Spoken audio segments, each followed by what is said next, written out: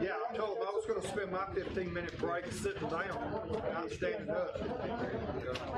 Grab a seat.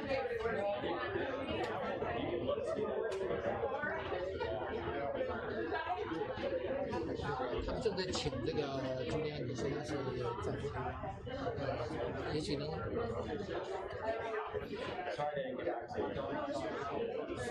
对，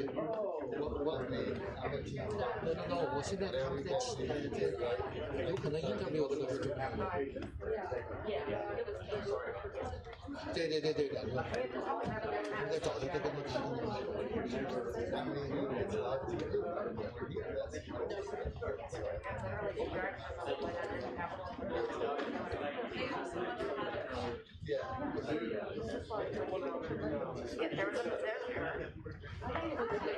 I mean, you had messed up.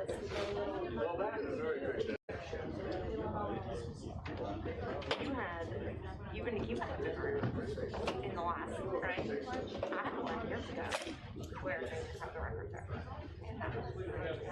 I want to thank you for your courtesy. Oh, yeah. Thank you for being with us here in Georgia. You don't mind. Thank you. We've been through many of these. You know, it's contentious on both sides. But I think this has been one of the most courteous and most substantive I've been. Well, you know, Mr. Mayor, It's due a lot to the minority being really professional. well, we pride ourselves here I appreciate it. on trying to conduct our business with some level of integrity. You're the best. I mean, we do. I've been through 5 of them. And you can find equal problems on both sides. You're the best. Well, we appreciate that. It'd be really weird if, like, we all of a sudden conducted a hearing totally different. And got at each other's throats. Than anything that we ever do, you know? Yes, thank you. Although some minions are going to happen online. You ready that I'm animated and nervous? So right here? Yep. Oh, maybe a little bit back. Yeah. A little further. A little back. A little further. Yeah. Correct. So you fly from another state to here? Yes, so we were at the Michigan hearing yesterday. Yes. What's your take on it? I think it's been fantastic, and the legislators, of course, seem very interested in the testimony, particularly the video, because that corroborates the affidavits that we already had, and seeing that, I think, just provides even more evidence, and it's very compelling. So why are we seeing like similar fraud problems happening in different states? Well, so clearly it was a coordinated effort, and there was a huge problem with all of the mail-in ballots. President Trump has been saying this from the very beginning, that this type of mail-in system is very ripe for this kind of fraud, and this is all about election officials disobeying the laws of their general assemblies in their states. And we had a press conference yesterday, Mr. ᗵᗵ, so it's very exciting, and do we have any exciting news to share with us? Yeah, so of course we're on 2 tracks where we have, of course, the state legislator hearings, and the state legislatures can take action on their own, and we believe that they should, with this very clear and convincing evidence of fraud. And then we also have the judicial track, where we're asking the judicial branch and judges to make sure to protect election integrity and compel the state legislatures to fulfill their constitutional obligations. So we're looking forward to continuing the fight, and President Trump, of course, is not giving up. He's very willing to defend election integrity, not only for the outcome of this election, but for every election in the future. It's so important to make sure that we protect our freedoms. So Yeah, absolutely. So every concerned citizen should definitely contact their legislator and ask them to take action. And they are, of course, the representatives of the voice of the people. And when the people's vote, they've been disenfranchised through this type of corruption, and it's irredeemably compromised. The state legislators are the ones that the Constitution specifically vests with the responsibility and the authority, and we believe the obligation and the duty to make sure that corruption does not prevail. And so every concerned citizen should contact their legislature and ask them to take action. is there a timeline that we can see? Well, of course, right now the Electoral College votes on December 14th, so we have just a couple of weeks. But but certainly that vote isn't certified until January 6th, and so there still is time, of course, for the legislature to take action, whether or not they call for a new special election, whether they put forward different delegates according to the will of the people. That really is their constitutional obligation, and then how they choose to exercise it. Thank you so much. Thank you. Hold you for longer. Thank you. Great. Oh wait, I heard it. Right. Yeah. That's right. Hi,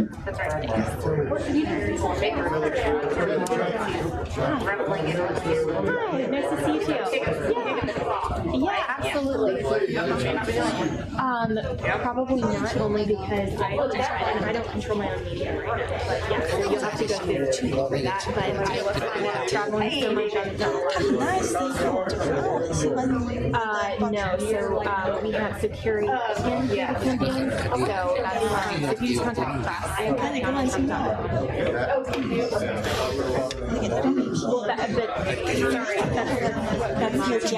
but if you ask for Carrie Ann, that's who. But they get all this is mine. I gotta go back to the church.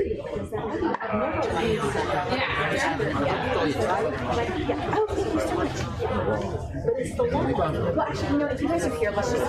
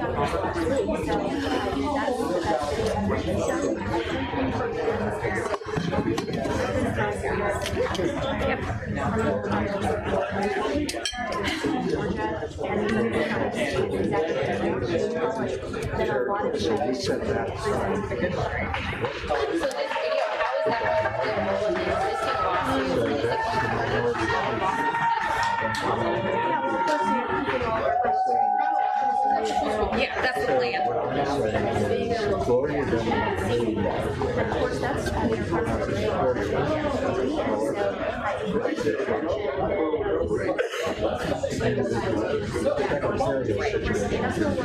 That's what I was thinking, and that's something I'm going to talk to. She's in state. That's right. And I think last time I talked to her, she was under the assumption that she still gets to have her time. So that's what she'll need to decide. Final question: has the governor here, Ryan, have the Secretary of State Brad Raffles, have they been three of us that would be on all of this stuff, or what's that relationship been? Well, the Secretary of State. Well, the problem is neither of us. Harold doesn't tell you either. So we'll have to figure it out. What? Oh, from Gloria.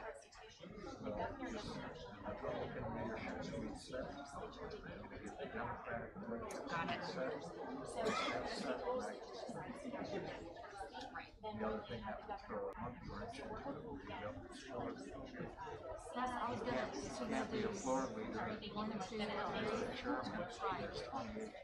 Good luck though. Thank you so much for all your hard work. Maybe I'll see you again.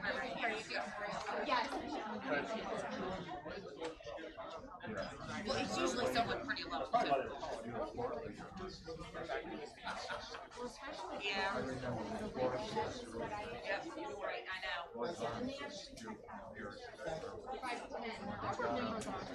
Yeah. Yeah. Right now it's like the So I just gotta get room. Fort Lauderdale may actually have. So I'm thinking that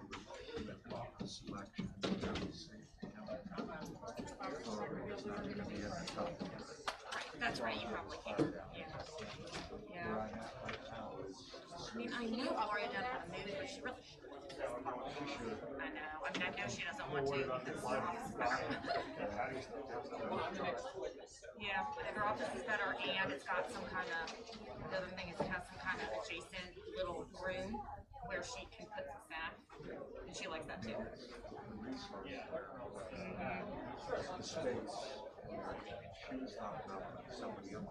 Exactly. That's what. Yeah.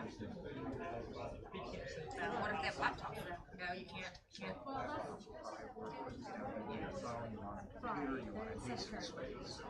Gotcha. No, she's gonna put Lisa in not an assistant. Yeah. Staffers. Well, it's up to her, but she really should. Yes.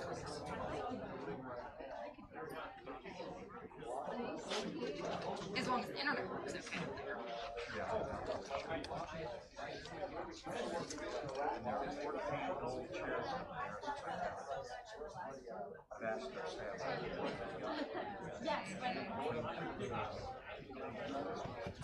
Well, so with the assistant thing, so say Gloria's in charge. There's one that's right outside that door. And I want to keep left-hand time. side, over right where the Just for myself. officer is standing. Then you have to put another assistant in that suite over there, or Hi, what? Heather. Nice to meet you. Sort of like both Okay. Yes. Yes. So it kind of just doesn't work. So at that point, if she wants to stay, she might need to just. No, not that. I work with Carrie sometimes, Carrie Sheffield. She's Johnson. Yeah, and we end up letting her use our tent. Yes. The White House. She could collaborate with you guys. Yes. That's because we flexed our muscles. Yeah, so she's just gonna need to. There's not one organization on the side that gets me. Yes, I mean that was our plan. Me and Harold. Yeah. You the girl back to the ordered She does. people are freaking out. Like you get things just like Trump, you were in a picture with a man that turned a Which is yeah. did So you get a kiss after that photo? okay, Gloria told me that she had deputized you to tell Tate she had to move. On what's happening. So you haven't started talking about vaccine. You're fine. Yeah. Why don't you just focus all your energies on that? Sounds like this is mandatory.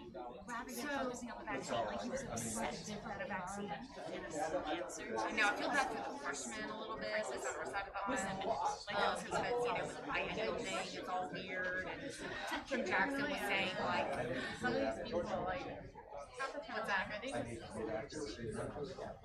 right, of course, yeah. So Kim Jackson was planning on know her, and then her wife is like, I really don't want you there. Like, this doesn't, if there's an option for you to do it online, I want you to do it that way. So she's asking me, what do I give up? And I said, look, normally I would say, yes, you do need to be there in person, but it's also weird with COVID. And I said, it's going to be a little unfortunate for those of you not there. And I said, it's just, right, exactly. So she's not really going to have yeah.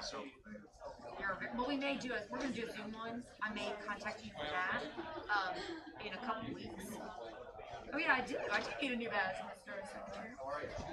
So all these things, they're trying to play this out. Gloria decided to stay. and kept the time. And Harold and I got one assistant. How does that work? Like I'm yes. I'm So I would see, and I would see your website on my office.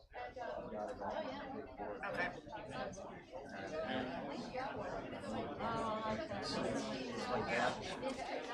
So I've got I'm like barely senior here, essentially.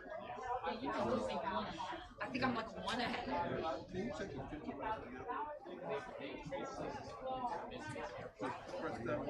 Yep, on it.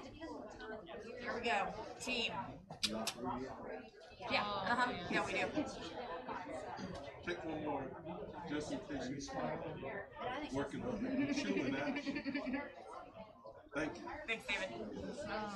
Yeah, so essentially, would that default to seniority on the assistants, or is it it's pegged to the office?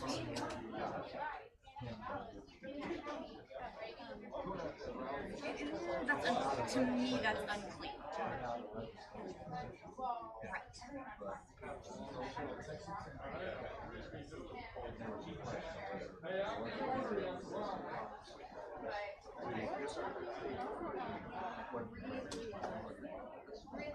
I see. I never would think.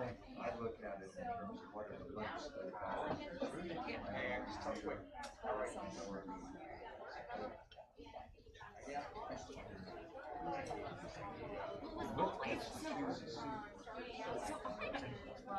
Yes, and I don't get to?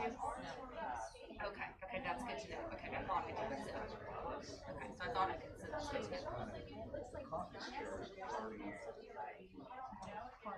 Yeah, rather than the legislature. Okay. Minority leader controls all of legislation. Minority leaders entitled to recognition second from the third and majority. So you kind of have it's a legislative. Yeah. Secretary of office chair. There's vice chair. We don't actually have. Oh, I'm sorry. Yeah. Yeah, so then it would be.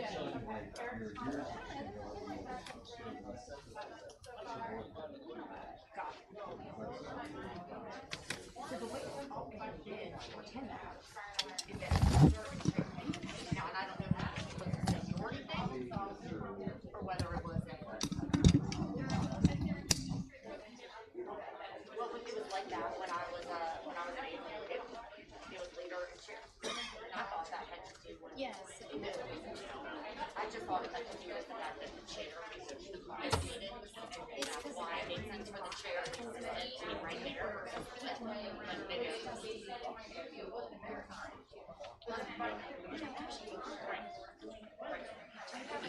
how much longer? Well, actually, speaking of, I know you No idea. I'm hoping not too long. I need to eat lunch before it's dinner time.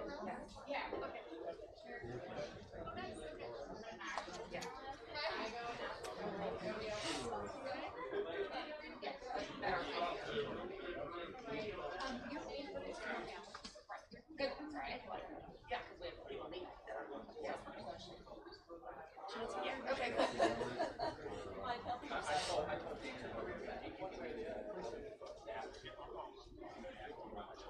Yes, exactly, yes. I want to too. Where is the closest restaurant? Is there one up here? I think there's one across the way up here. Yeah. Just in case, if we're going for another, Somebody says 10 o'clock. What? No, I heard 7. God.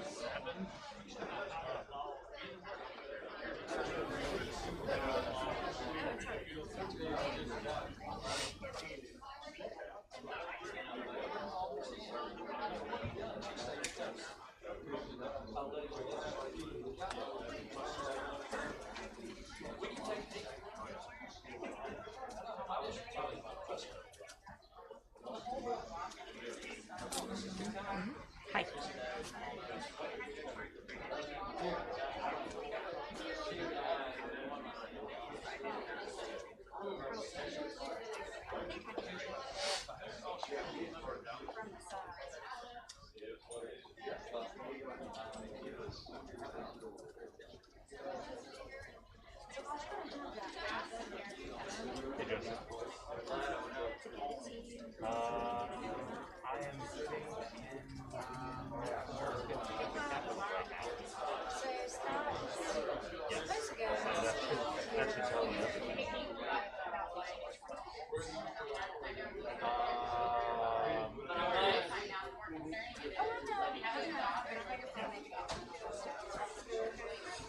Everything was hijacked.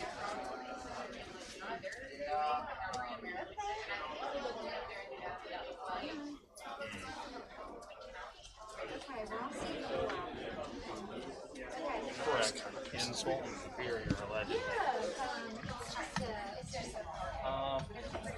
So Fulton does have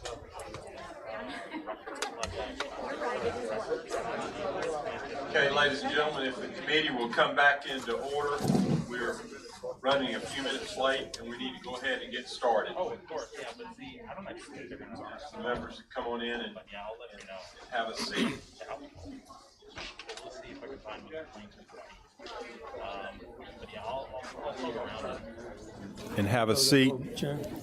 Yes, sir. And if we could maybe close that door too for me, Carter, they're coming in. Yeah.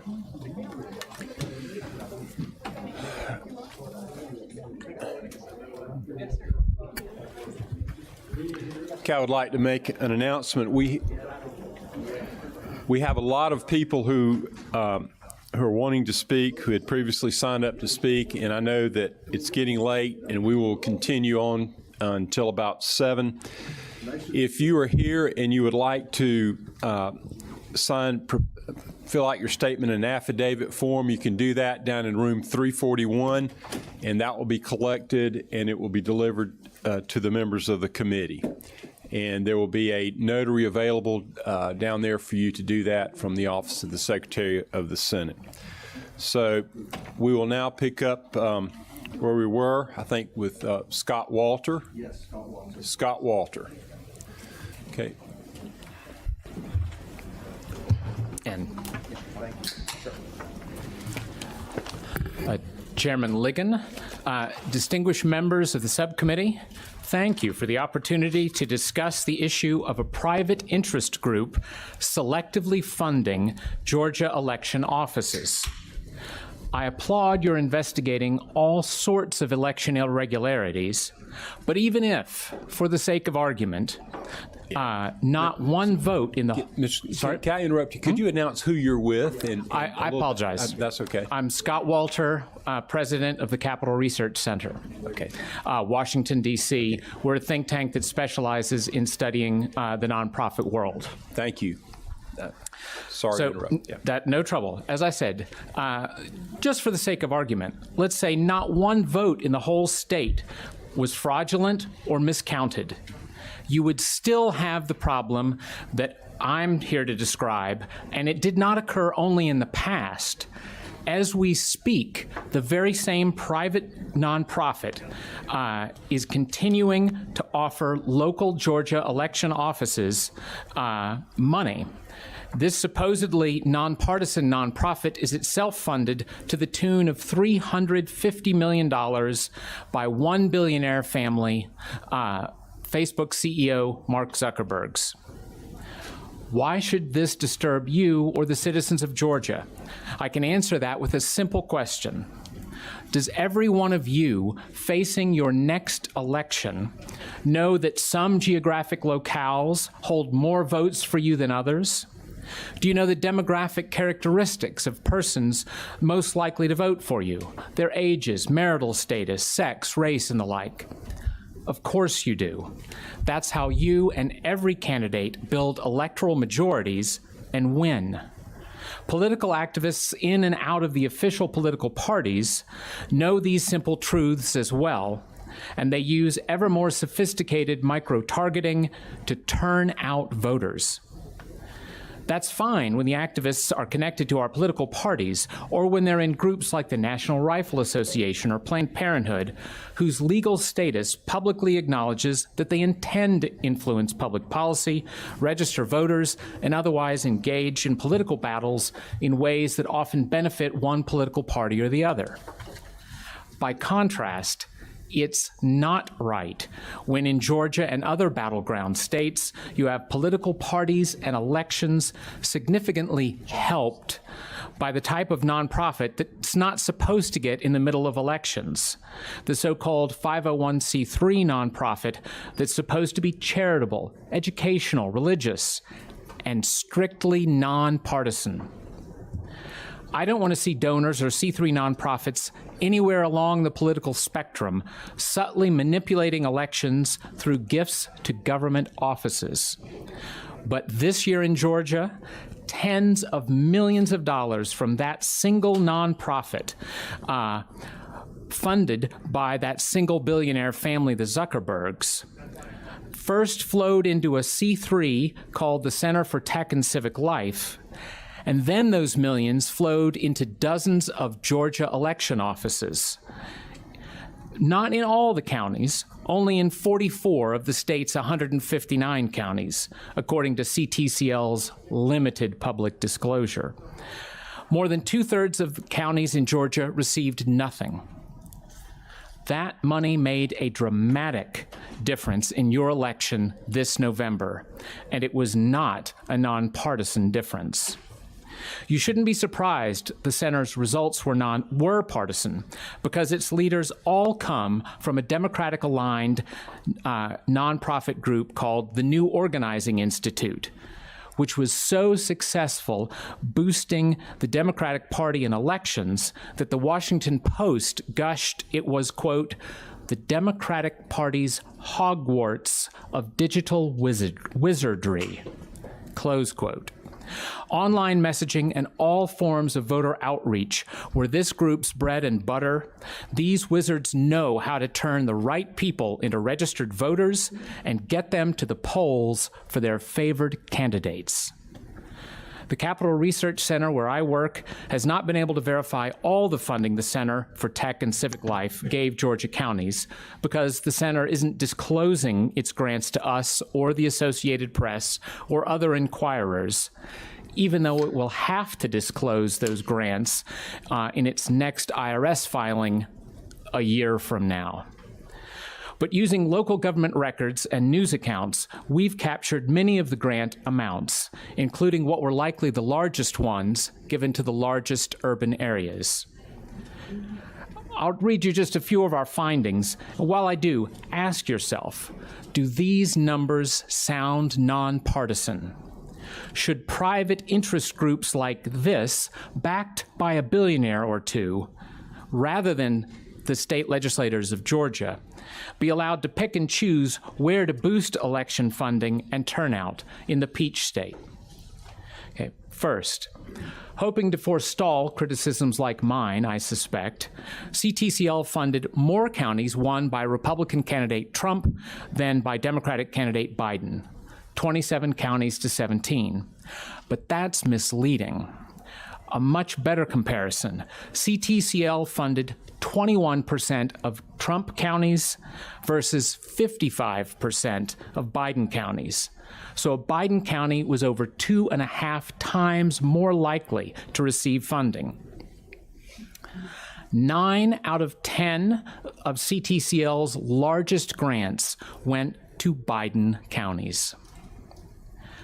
Or look at the 10 counties in Georgia that had the biggest shifts toward the Democratic candidate in their voting from 2016 to 2020. 9 of the 10 received CTCL grants. And those 9 grantees averaged a 13.7% shift toward the Democrat. 2 of the counties, Cobb and Gwinnett, were among the 4 counties that delivered Biden the most votes. Of those 4 counties that gave Biden 100,000 votes or more, CTCL funded all 4, Clayton, DeKalb, Fulton, and Gwinnett. And it funded those counties lavishly. Per capita, those counties were funded between $4.38 and $10.47 for every man, woman, and child. By contrast, so far as we currently know, only 1 county, won by Trump, was funded over $1 per capita. That was Cherokee, but its Democratic vote leapt up 70% compared to a 24% rise in its Republican vote.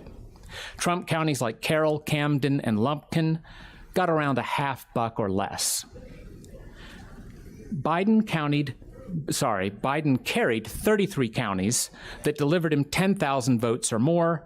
CTCL funded 70%. By contrast, Trump carried 46 counties by 10,000 votes or more.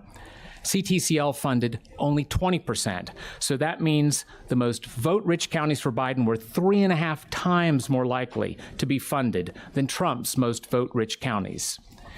In sum, if you total the votes in all the 44 counties that CTCL funded, the Republican presidential vote rose by 207,000 this election versus the last. The Democratic presidential vote jumped by 530,000, or more than 2.5 times the Republican rise. Of course, the CTCL is not the only factor in this year's elections in Georgia, but I insist it is not a small factor. I urge you to investigate every dealing it had with every county. Did the contacts begin from the center's side? What preconditions did the center put on its funding? Did the counties fulfill their budgetary and other obligations under Georgia state law when using these funds? Who designed voter education material and advertisements? Was any money spent on training that would help prevent vote fraud, such as how to match signatures? Above all, I urge you to consider whether you ever again want to permit privatized elections in Georgia, where wealthy donors steer resources so unequally and inequitably. Some states forbid such funding. You can too. I have a question for you. Are you in essence saying that by doing this that campaign finance laws are being circumvented? Is that part of what you're saying? My specialty is nonprofit law, and I can tell you that the federal nonprofit law for C3s like this is very murky. It's possible to do voter registration and get out the vote if you're a C3 legally, but it has to be strictly nonpartisan. If it's not strictly nonpartisan, then you are violating federal tax law. I think it's a shame that your colleagues in DC's Congress haven't done a better job of spelling out that line. I can tell you that Republican and conservative groups, they do not do this with C3 money. C3 foundations don't fund, and C3 groups don't execute voter registration and get out the vote. They just don't, because they're scared they're going to break the law. The left is shameless, and because the line is murky, they're happy to leap over it. You are right, I'm not an election expert, but you're right too that the FEC might be persuadable that this was an in-kind contribution to one side or the other, but that's not for me to say. All right, thank you. Are there any other questions? Senator Jordan. Seven. Thank you for being here. It's my understanding that these were COVID relief grants. Is that correct? Ma'am, that's what they called them. But they are called COVID relief grants? That's what they're called. I don't believe that the Democratic partisans who actually run the institution suddenly discovered a concern for COVID, and the fact that they are experts in voter turnout for one particular party entirely slipped their mind. And specifically, the money was to help counties and local election officials to ensure safe and healthy elections because of the pandemic. Isn't that correct? That's what they said, ma'am. Okay, and with respect to that, the counties could seek those grants, get the grants, and then use them very specifically for PPE or any other initiatives that were intended to make it safer for voters to actually vote during a pandemic. Well, you know, ma'am, that is a wonderful question, because I think you should be investigating those counties to see if that's what they did. I can show you some of the contracts that have been made public that were made with places like Philadelphia, for instance. PPE was not a very high priority in the contracts that they made with those government jurisdictions. What mattered was things like advertising and voter education materials and the rest. So I'm sorry, I don't believe they're very sincere. Okay, so let me just close the circle here. Do you have any evidence whatsoever that anything untoward happened with those funds with respect to the counties that got the grants? In Georgia, not anywhere else, in this state? There is very little evidence that the money went toward actual COVID concerns. And again, I urge you all to investigate that to see where the truth lies. The legality of all this is highly murky under both election law and tax law. So the answer is no. Ma'am, I think I use a very good 501c3 tax lawyer to make sure that we don't violate anything. When I sent him my testimony, his instant response was their tax exemption should be revoked. So that expert in law thinks that just what you heard today is absolute evidence of impropriety. Thank you. Okay. Are there any other questions? Thank you, sir, for being here today. We appreciate your testimony. Thanks so much. It's an honor. I think I would like to ask if I could break with protocol. We have Mark Davis here. I need to get him up if that's okay. Mr. Davis, if you would come on up, please.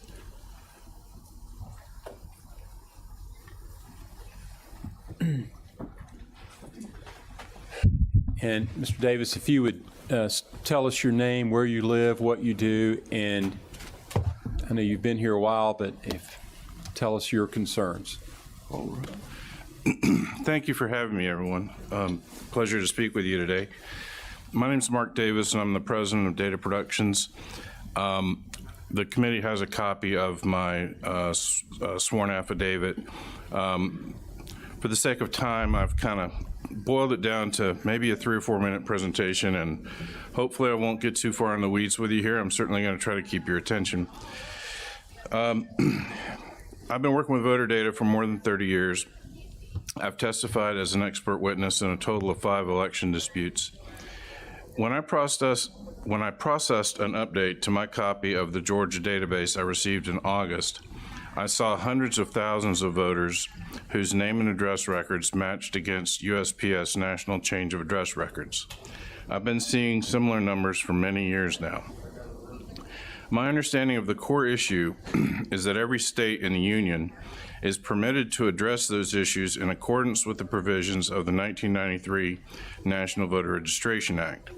The act permits a Secretary of State to mail a voter with an ᔕOᗰE match at both their old and new addresses to obtain confirmation of the change of address, but as a practical matter, when that happens, those requests are often ignored. The only other remedy available to a Secretary of State under that law is to allow the voter's registration to age out of the system for inactivity, which can often take years. The net effect of all that is our Georgia database always contains hundreds of thousands of people who have filed changes of address with the USPS stating they have moved away from the address shown on their voter registration records, and that opens up a Pandora's box of potential issues. I have recently completed ᔕOᗰE processing on another copy of the voter database I obtained just last week. It showed approximately 267,255 voters who have told the USPS they were moving to an address out of state. Some of those will no doubt be students and people serving in the military who intend to return to Georgia, and of course, lawfully they are permitted to vote. I show just under 15,000 of those out-of-state movers voted in our November general election. The ᔕOᗰE processing also revealed approximately 313,000 or so voters who moved within the state of Georgia. Those who move within a county can still vote in that county and update their registration as required. However, of those who moved within the state, I'm showing 122,000 or so who moved across county lines. Most of them obeyed the law and did not cast ballots. That said, I do show over 40,000 voters who moved across county lines more than 30 days before the election, but then cast a ballot in their previous county of residence. If those were all temporary relocations, they were eligible. But I think it highly likely the vast majority are not temporary. Georgia law states if a voter moves more than 30 days before the election and has failed to update the registration, he or she may not lawfully cast a ballot in the county they previously resided in, which makes a great deal of sense. Outside of that 30-day grace period or a temporary change of address, a person who does not permanently reside in a county they cast a vote in has no legal or moral right to cast votes for public servants who no longer represent them. A person who moves across county lines more than 30 days before the election and fails to update their registration is no longer allowed to cast a vote in their old county and at the same time is not properly registered to vote in their new county. It appears to me we probably had tens of thousands of unlawful votes cast in our last election.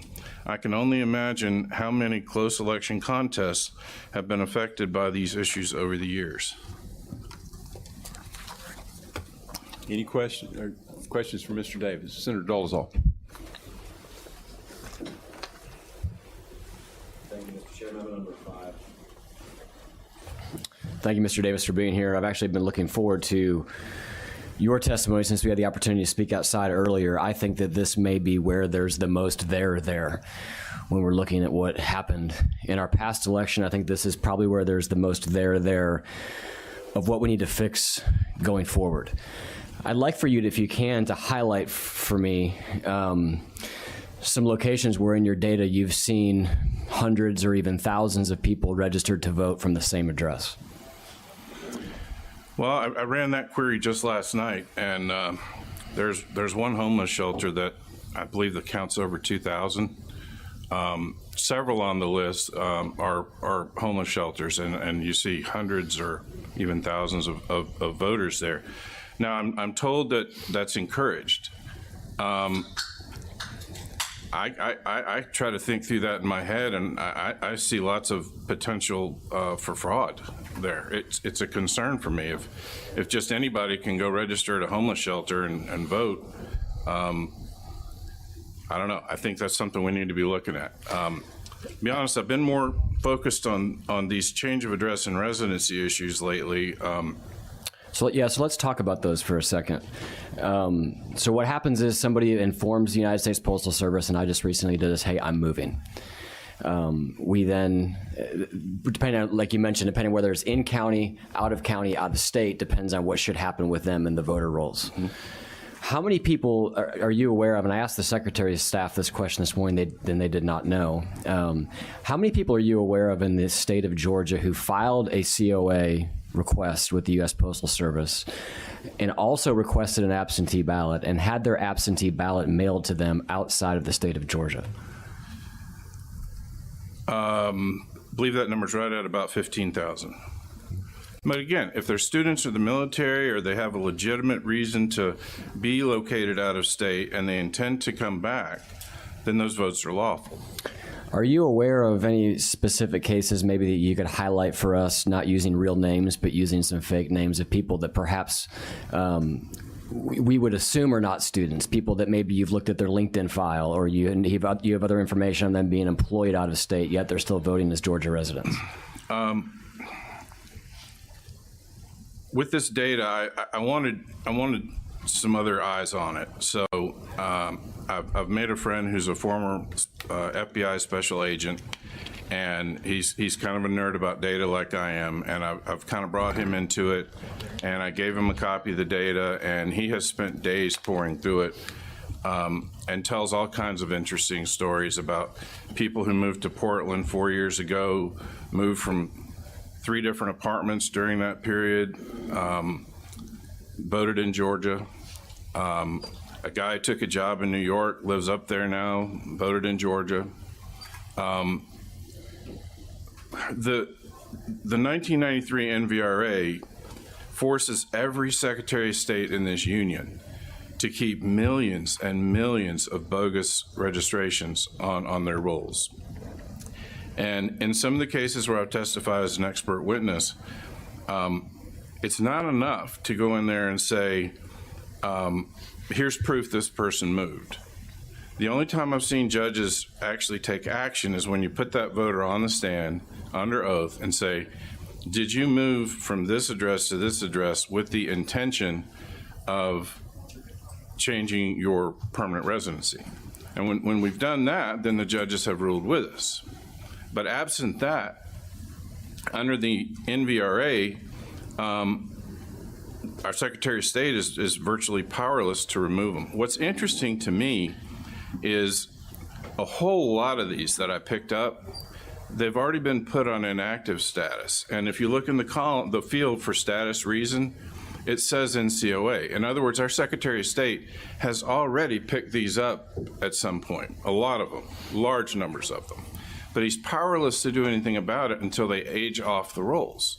Now, there's a difference between the requirements of the 1993 NVRA and our own state laws. If you read 21.2, 217, and 218, our residency requirements for actually casting a vote are pretty crystal clear, okay? But there's a disconnect between making it unlawful to cast a vote in unlawful circumstances or when your residency is not correct.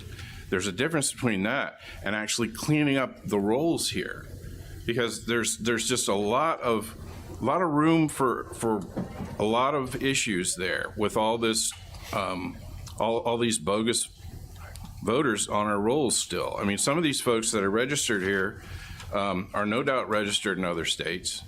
We don't know because we don't have a national registry. In my view, our federal government should create one. If you're a New York snowbird and you spend your winters in Florida, you should be able to still vote in New York. But the minute you decide Florida's your home and you register to vote there, that information should go to a national voter clearinghouse and then straight to New York. And as soon as you've registered in Florida, you should come off the rolls in New York. The other thing we can do about it is get the Postal Service to change the way they do NCOA. They should ask, is this change of address temporary or permanent? And if they did just that, so we gather that data, and then we change the law and allow our Secretaries of State to actually act on it, we could go a long way towards cleaning up this problem. You mentioned earlier that approximately 40,000 people filed a change of address form from one county to a new county in the state of Georgia, yet voted in their old county. Is that correct? Yes, and see, there's Can I ask you actually a follow-up question real quick on that, if you don't mind? What was the breakdown of how did they vote? How many of them were ABM? How many of them were early in person? How many of them were voted on election day? I'd have to dig it out of my affidavit, but off the top of my head, I'm wanting to say it was maybe 18,000 absentee and 12 in person day of. Okay, thank you. But I want to make a point there. Okay, there was actually 122,000 folks that are similarly situated. Most of them followed the law and didn't cast a ballot. Okay, so there's kind of a 14th Amendment issue there of equal protection. You know, why do some people get to break the law and vote, and some people who know better and don't, they don't have their vote counted? So that's troubling too. I think one thing that we could do that would be very helpful is if we identified these folks going into an election and sent them a notice of some kind saying, hey, this is what we see. We want you voting in the right place for the right people, and we want your vote to count. Please take steps to get this corrected if this applies to you. If your change of residence was permanent, not temporary, then take the steps needed to protect your right to vote. Otherwise, they don't have any business voting for a sheriff of a county they don't live in anymore. Right. Thank you. Thank you, Mr. Chairman. Okay. Senator Summers. Thank you, Mr. Chairman. Number 3. Mr. Davis, in regards to our upcoming runoff election, January the 5th, Are you telling me, are you saying that if people are doing what we think they're doing, they're just coming into our state to register to vote in that election, that our Secretary of State or basically this legislature is powerless to do anything about them, and that so-called fine of $100,000 and 10 years in prison means absolutely nothing? Well, that's kind of a different subject. I know they're going to be having investigators look at the rolls and whatnot, but what I can tell you is this. There's over 500,000 folks on the Georgia voter database that have told the U.S. Postal Service they were moving elsewhere, okay? Over 250,000 of those out of the state. So if there's a group out there trying to get those folks to vote here in Georgia by chasing them down their new address, that information is readily available simply by running NCOA on the voter database. And they could be contacted and encouraged to vote here. And arguably, if they make the argument that they only moved away temporarily, they could legally get away with it, even if the truth of the matter is that they actually did move away permanently. A follow-up, please. What about people moving into the state in this little short window that we have that can say they live in a dorm room or they live in a, a hotel room or whatever? What about that issue? It's hard to detect, but we can see who registered recently, and we can give them increased scrutiny, and I would suggest we should. Senator Jones. Thank you, Mr. Chairman. Mr. Davis, and you might have said this earlier, but how many ballots were requested and sent out outside of the state, whether it be military or I haven't run the count of how many were sent, but the count of how many voted was about 15,000. Now, if they're all students or military or temporary address changes, fine. Right. But if that's not the case, there's probably some illegal votes in there. I know that of the folks that moved across county lines within the state, we probably have a great deal of those that were just flat out wrong. Right. I mean, I just have a hard time believing that 40,000 folks would just temporarily move within the state intending to go back where they used to live. Right. So. Senator Brass. Seven. Thank you, Mr. Chairman. Mr. Davis, of that 40,000, is there a way to drill down and determine which counties? Absolutely. Were there any counties that stood out that had way more than any other county? If you'll give me your card, I'll send you that query. I've done it. I don't have it with me. Okay. I can tell you that when I did drill down and I geocoded and mapped the people at their new address, and I looked at that map, these issues seem to be happening in literally every county in the state, just all over the place. Fair enough. Thank you. So no question. Okay. Senator Tillery. Thank you, Mr. I'm Blake Tillery. I thought I saw today where we were actually sued, or the Secretary of State's office was actually sued possibly today, or maybe it was yesterday, for trying to clean up some of the questions that you just proposed. Did you see that? I'm unaware of it, but I don't doubt it. This is the thing, I try to be fair to the Secretary of State, and he's handicapped by the 1993 NVRA. And if you look in my sworn statement that I filed, I've got a link in there to the DOJ website that's got a FAQ, frequently asked questions. And one of them explains what a Secretary of State has to go through just to remove a voter from our rolls who moved away 4 years ago. There was one case that I testified in up in House 28 where we found a guy who sold his house here, moved to North Carolina, and has been coming back here to vote for years, okay? And so I said to the attorney, well, why don't we get him in court? We can't have this. And he's like, well, subpoenaing somebody from out of state is tough and expensive, and we've got lower hanging fruit, so we'll just let it go. But that stuff happens. And I mean, you can point fingers at the Secretary of State, but from what I see, when a Republican Secretary of State does his job and lets voters age out who moved years ago, and then he finally does a purge, he's accused of Republican vote suppression. Well, when a Democrat Secretary of State does the same thing, he's praised for his quality list management. So That's my take on it for what it's worth. But they're all subject to the exact same law. They all have the exact same issues, and they all have the exact same limitations. Okay, well, thank you, Mr. Davis. We're going to move on now. Appreciate you being here. Thank you. And you can get with Senator Brass and get him the information that he requested. Now we're going to hear from Dr. John Eastman by Zoom. Yes. And did you want to introduce him, Mr. Smith? Mr. Eastman, can you hear me?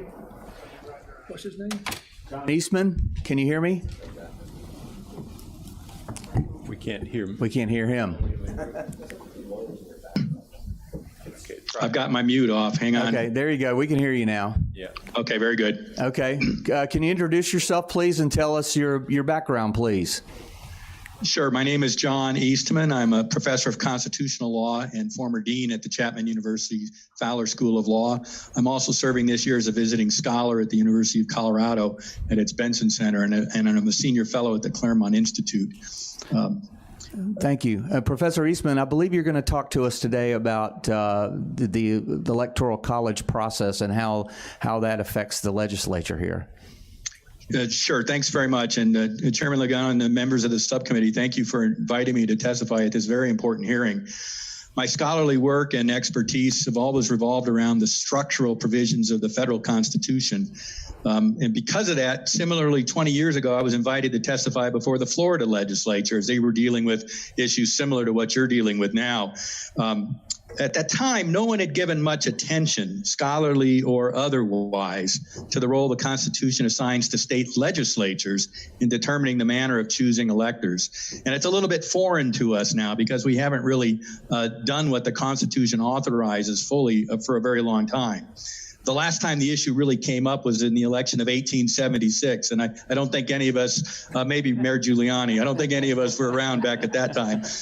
But in the wake of that controversy, Congress passed the Electoral Count Act of 1887, and which aimed to clarify some of the processes. That act, too, didn't get much attention until the 2000 election down in Florida. And before we really got into the intricacies of that act, the Supreme Court's resolution of the case in Bush versus Gore kind of ended the matter. But since then, there's been a whole lot of scholarship done. And most of it is confirmed with the written testimony I gave to the Florida legislature there. And it's that process that I want to focus on. Let me begin with the relevant provision of the U.S. Constitution that, Ray, you talked about earlier in your testimony this morning.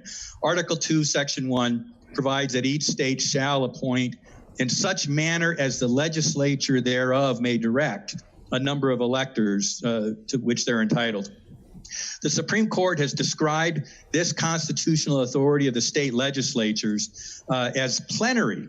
That means it knows no other limit. The legislature gets to do what it wants. That was in a 1892 case called McPherson versus Blacker, and it was reiterated by the Supreme Court in the Bush versus Gore case back in 2000.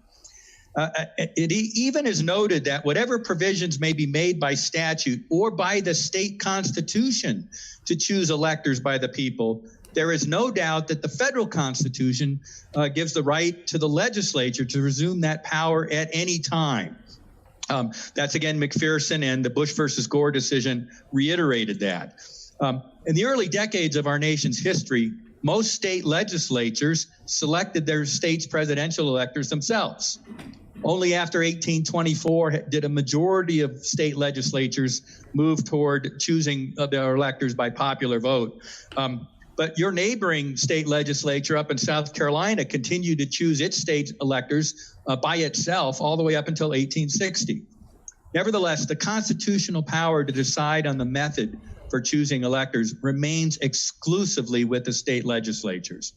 Now, to be sure, the authority to take back that power and appoint electors at any time, as the Supreme Court said in McPherson, would likely not allow a legislature to pick its own slate of electors after the results of a fair election, which have been conducted pursuant to the legislature's existing statutory procedures, merely on the ground that the legislature didn't like the outcome that the popular vote had chosen. As the Supreme Court said in Bush versus Gore, when the state legislature vests the right to vote for president in its people, the right to vote as the legislature has prescribed is fundamental. But that's not the case when the existing procedures are not followed. And when significant statistical anomalies and other evidence raising serious questions about voter fraud and about whether the election was fair. In such cases, the manner for choosing electors set out by the legislature was not followed. The constitutional default of the legislature exercising its plenary power, or rather resuming that power, is therefore again brought to the forefront. As the court noted in Bush versus Gore, the right to vote in election for presidential electors is fundamental when done in the manner the legislature has prescribed. Now, what you've been hearing today is a lot of testimony about how the statutes that you had prescribed for the manner of choosing electors were not complied with. By the way, this is all in perfect line with federal statutory authority as well. Section 2 of Title VIII provides that whenever a state has held an election for the purpose of choosing electors and has failed to make a choice on the day prescribed by law, the electors may be appointed on a subsequent day in such manner as the legislature of such state may direct. The failure of state election officials to follow the manner you had set out in statutes in conducting this election, as well as the intermingling of illegal and legal ballots in significant enough numbers that the election can't be validly certified, quite simply means that the state has failed to make a choice on election day in accordance with the manner that you've prescribed. And the appointment of electors, therefore, both under Article 2 and Section 2 of Title 3, devolves back on the legislature of the state, which has plenary power to decide whether and how to exercise the appointment power itself or craft some other mechanism to cure the problems with the state election that occurred. That is what the Florida legislature was prepared to do in 2000, prior to the resolution of that state's election controversy back in 2000. The vote on that day had been certified by the Florida Secretary of State, but the state Supreme Court had, contrary to state law, ordered a recount in only heavily Democrat counties with the expectation that that would flip the vote that had been certified. The relevant committees in the Florida legislature, both houses, crafted identical resolutions that would allow the legislature to reclaim its plenary power of choosing its own slate of electors. Those resolutions passed out of the relevant committees, and they were already scheduled for floor votes where they were expected both to pass when the Supreme Court issued its decision in Bush versus Gore, making that unnecessary. Violations of Georgia election law here, which is to say the manner that the Georgia legislature has established for choosing the president electors, are numerous. As you've been hearing testimony all day today, the number of underage individuals who are allowed to register contrary to the statutory authority amounts allegedly up to approximately 66,000 people. 2,500 people who are convicted and incarcerated felons were allowed to vote and have those votes counted contrary to state law. Proofs of identity that are required under state law were not complied with. Voters, as you just heard, moving from one county to another before a 30-day window, as the statutes allow, were allowed to have their votes counted and cast in the prior county of their residence, contrary to state law. A number of voters don't even have registration of residential addresses, but P.O. boxes, and have been allowed to vote and cast ballots, contrary to state law. I think the biggest one is a result of the March 2020 settlement agreement that was entered into with your Secretary of State and certain Democrat committee challengers that effectively altered the signature verification process for your absentee ballots in ways that are contrary to state law. Those state statutes are all designed to help prevent fraud, and yet their violations now then have created a serious problem with the potential for fraud. Just on the absentee ballots itself, the signature verification process normally results in the rejection of about 3 to 4% of absentee ballots for failing to include a residential address or for signatures that clearly do not match those on registration because of the changed procedures as a result of that settlement agreement. And that was agreement that was entered into without any involvement of the legislature, which means it was done contrary to the U.S. Constitution's authority in Article 1, Section 2. The rejection rates in this election were like 1/3 of 1%. With the resulting about 40,000 ballots that would have been discounted or rejected historically were allowed to be cast and counted. That's a significant deviation from the manner that this legislature has set out. These significant statutory violations are, in my view, more than enough in the way of the alteration of the legislature's approved manner of choosing electors to warrant this legislature from taking back its plenary power to determine the manner of choosing electors. You could do that by calling a special election, although the time is very tight for that and may be logistically impossible. But you could also do what the Florida legislature was prepared to do, which is to adopt a slate of electors yourself. And when you add in the mix of the significant statistical anomalies and sworn affidavits and video evidence of outright election fraud, I don't think it's just your authority to do that, but quite frankly, I think you have a duty to do that, to protect the integrity of the election here in Georgia. These violations, combined with the significant evidence of fraud, in my view, strongly support the conclusion that something is amiss here and that the legislature simply must investigate, as you're doing with this hearing today. And then if there's a result of this investigation, you're convinced that the election was conducted contrary to state law and too fraught with the risk of fraud to be properly certified, then you should exercise your prerogative to legislatively designate a slate of electors more in line with what the evidence of what actually happened on Election Day by valid votes demonstrated. Now, I also think it's important that this legislature take the action before next Tuesday, December 8th. And my apologies, I have a typo in my written testimony that I provided that said December 6th, because that's when this deadline for taking advantage of safe harbor provisions in federal law, Title III, Section 5 of the U.S. Code, kicks in, but certainly before December 14th, when the electors are designated by Congress to meet and cast their votes. Only by such action can this legislature protect Georgia's right to choose electors for the election of president and vice president in accord with the statutory manner that you had set out well in advance of Election Day on November 3rd.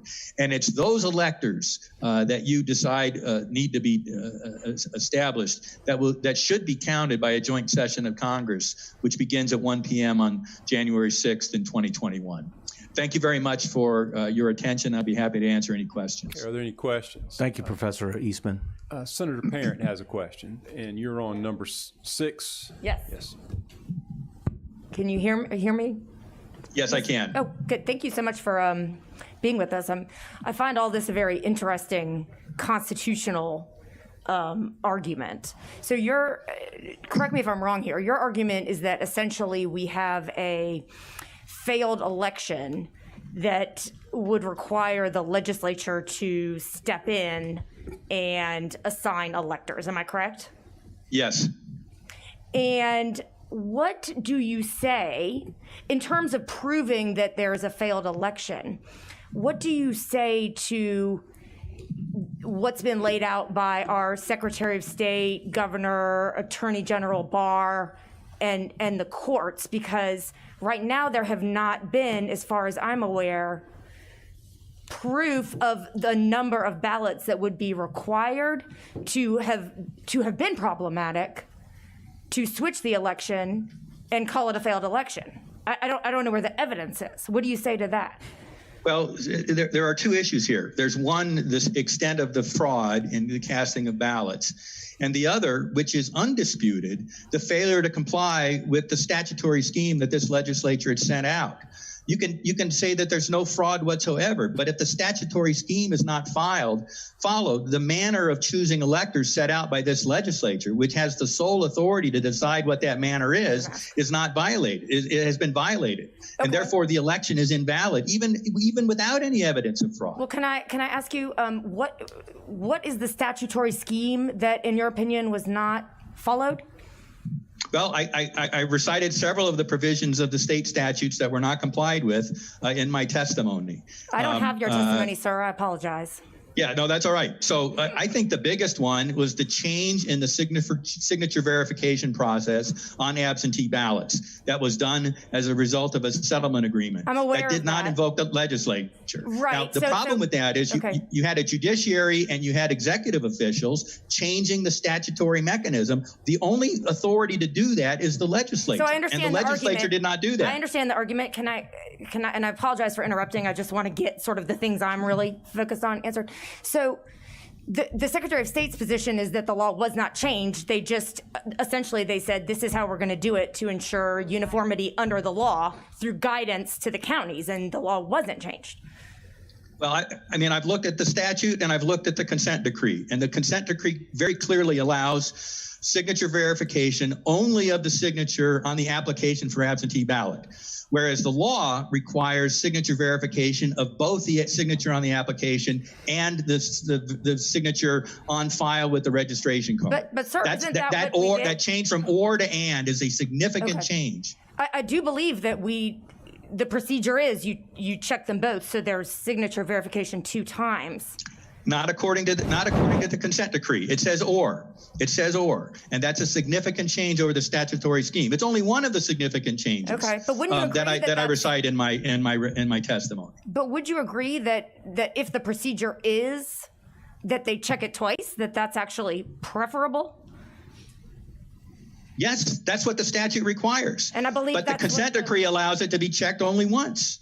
The statute has a double protection there. The consent decree only has a single protection. And that's a change from the statutory protection against fraud that the legislature had adopted that was not complied with. Well, you and I I'm not sure that's correct. I think it's checked twice. And I think that's what the guidance said. But can we move on? And what else was statutorily not followed that, in your opinion, resulted in a failed election? Section 21-2-216 on registration of underage voters. They're allowed to do that up to 6 months before they turn 18, if they will be 18 by the time of the election. That was not complied with. People were allowed to register to vote more than a year ahead of their 18th birthday. That looks like more than 66,000 people were illegally allowed to register and vote in violation of that statutory scheme. Felons were allowed to vote in violation of the statutory scheme. The failure to check voter identity was, requirements of state statutes were violated.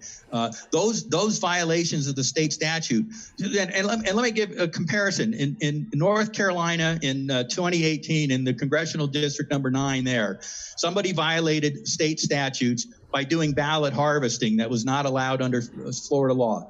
Nobody demonstrated or proved that any of those harvested ballots had been illegally cast by people who weren't proper voters. Mm-hmm. Nevertheless, the violation of the state law was enough for the state election board to order a re-election as a result. I think the same thing has gone here with these violations of the state statutes. And if I may very briefly wrap it up. Yeah, thank you, Mr. Chairman. I'm aware of the North Carolina situation. I think the difference that at least I feel is I haven't seen any evidence of any of the things that you're talking about. So we would need some sort of court intervention. We would need a successful lawsuit. We would need the state elections board to take action the way you described happened in another state. And right now what we have is in our law 21-2501F, where the legislature has decreed that the candidate receiving the most votes is who the electors will represent. That's what we have in our law. Well, with all due respect, the candidate receiving the most votes in an election conducted in according with all the other provisions of your state election law. When that was not done, you don't have a valid election. And this is exactly what happened in Florida when the state Supreme Court started ordering things on recounts that were contrary to state law. The Florida legislature didn't wait for a determination of a court to say our state law was violated. They made that determination themselves and passed resolution to protect their electoral votes. I mean, and it is their sole authority under Article 2 of the Constitution to do that. So there's a lot of fraud that even the Attorney General of the United States has not found? I'm confused. I'm sorry. And Well, no, you went back to the very first point you made. There doesn't have to be evidence of fraud, although I think there's rampant evidence of fraud, as you've been hearing all day today. The mere violation of your state statutes is sufficient for this to be an invalid election and to return the power to determine the manner of choosing electors to this body. Senator Jones. Dr. Eason, it's Burt Jones, Jackson, Georgia. Appreciate you being here today. And I appreciate you educating the members of the committee here on constitutional law, which I'm sure most of us needed to hear. But with the argument that we've been presented as far as the irregularities with the voting and also the consent order that our Secretary of State went into as well back in March, with us also having another election coming on the horizon on January 5th, with all these questions swirling around the November 3rd election, wouldn't it be in our best interest to try to correct these things as a legislative body before the January 5th election runoff? I do think it would be in your interest and the interest of the voters of Georgia to fix this, to make clear what the statutes say. And when the consent decree, if as I read it, is contrary to your state statutes, to determine that consent decree has no validity over the operation of the legislature. The executive officials don't have authority to constrain the manner that you, the legislature, have chosen, because that power is given to you as a plenary power by the federal Constitution. And what the Supreme Court said in McPherson is not even your state constitution constrain your authority on that. So certainly a consent decree entered into by the Democrat Party and your Secretary of State can't constrain the manner that you have set out for choosing electors. And if I'm right that the consent decree violates those state statutes, it's the state statute that is supposed to govern. Thank you, sir. I appreciate you being here and answering our questions. Senator Dolezal. Thank you, Mr. Chair. Amendment 5. Should have that memorized by now, probably. That's right. Dr. Eastman, thank you for joining us. I want to unpack this settlement agreement a little bit relative to what it changed in our law. And I think the operative word is actually any. And if you look on page 3 of the agreement, essentially what we did is we introduced new source material into the second signature check. Right, so to reference what Senator Parent was saying, the two checks that are envisioned under our code should both be checks against the file that's the signature that's on file in ENET. And what changed in the settlement agreement was to introduce something the law never envisioned. It introduces into the second signature match that is on the ballot, the actual absentee ballot envelope, to compare that and to allow the original signature that was on the absentee ballot request form to all of a sudden become source material, and that we only now require it to match any of the voters' signatures on file in ENET or on the absentee ballot application. Our law never envisioned comparing the signature on the ballot with the signature on the ballot application. So essentially what we did was we ignored the double check, because by allowing the first check to essentially match the second check, we only have one check. And the law, to Senator Parent's point, should have two checks against that signature that's on file in ENET. And if we wanted to change that, then we should have dealt with this in June when we were sitting in this building to continue our session this year, and we could have had that debate. But what happened here is a fundamental shift in the signature match process that was passed by this legislative body, and it does fundamentally change the source material and essentially moves it from two checks down to one check. So I know you said that the operative word is or, really the operative word is any, that we're now only requiring a match of any signature, not the signature that the statute actually calls for. And there are other things in here that were added procedurally that may be good procedure.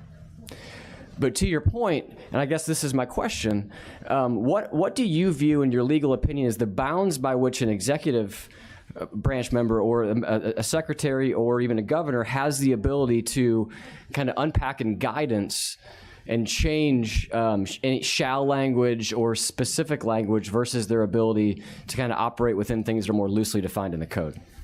Well, kind of clarifying what they view the statute as meaning is, I think, normal part of interpretive regulation.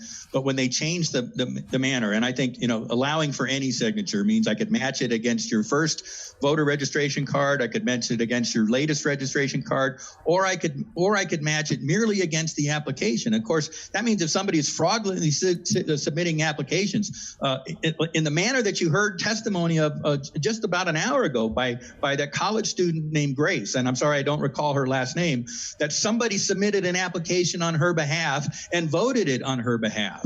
Now, if the signature on that ballot when it came in had to be compared with her voter registration card, the fraud would have become manifest. But when all it had to do was be compared to the application, then the double fraud, both on the application and the vote, gets through, and she could be deprived of her right to vote as a result. The second thing they did with that settlement agreement is the statute says, one election official is supposed to determine whether an application for an absentee ballot is valid.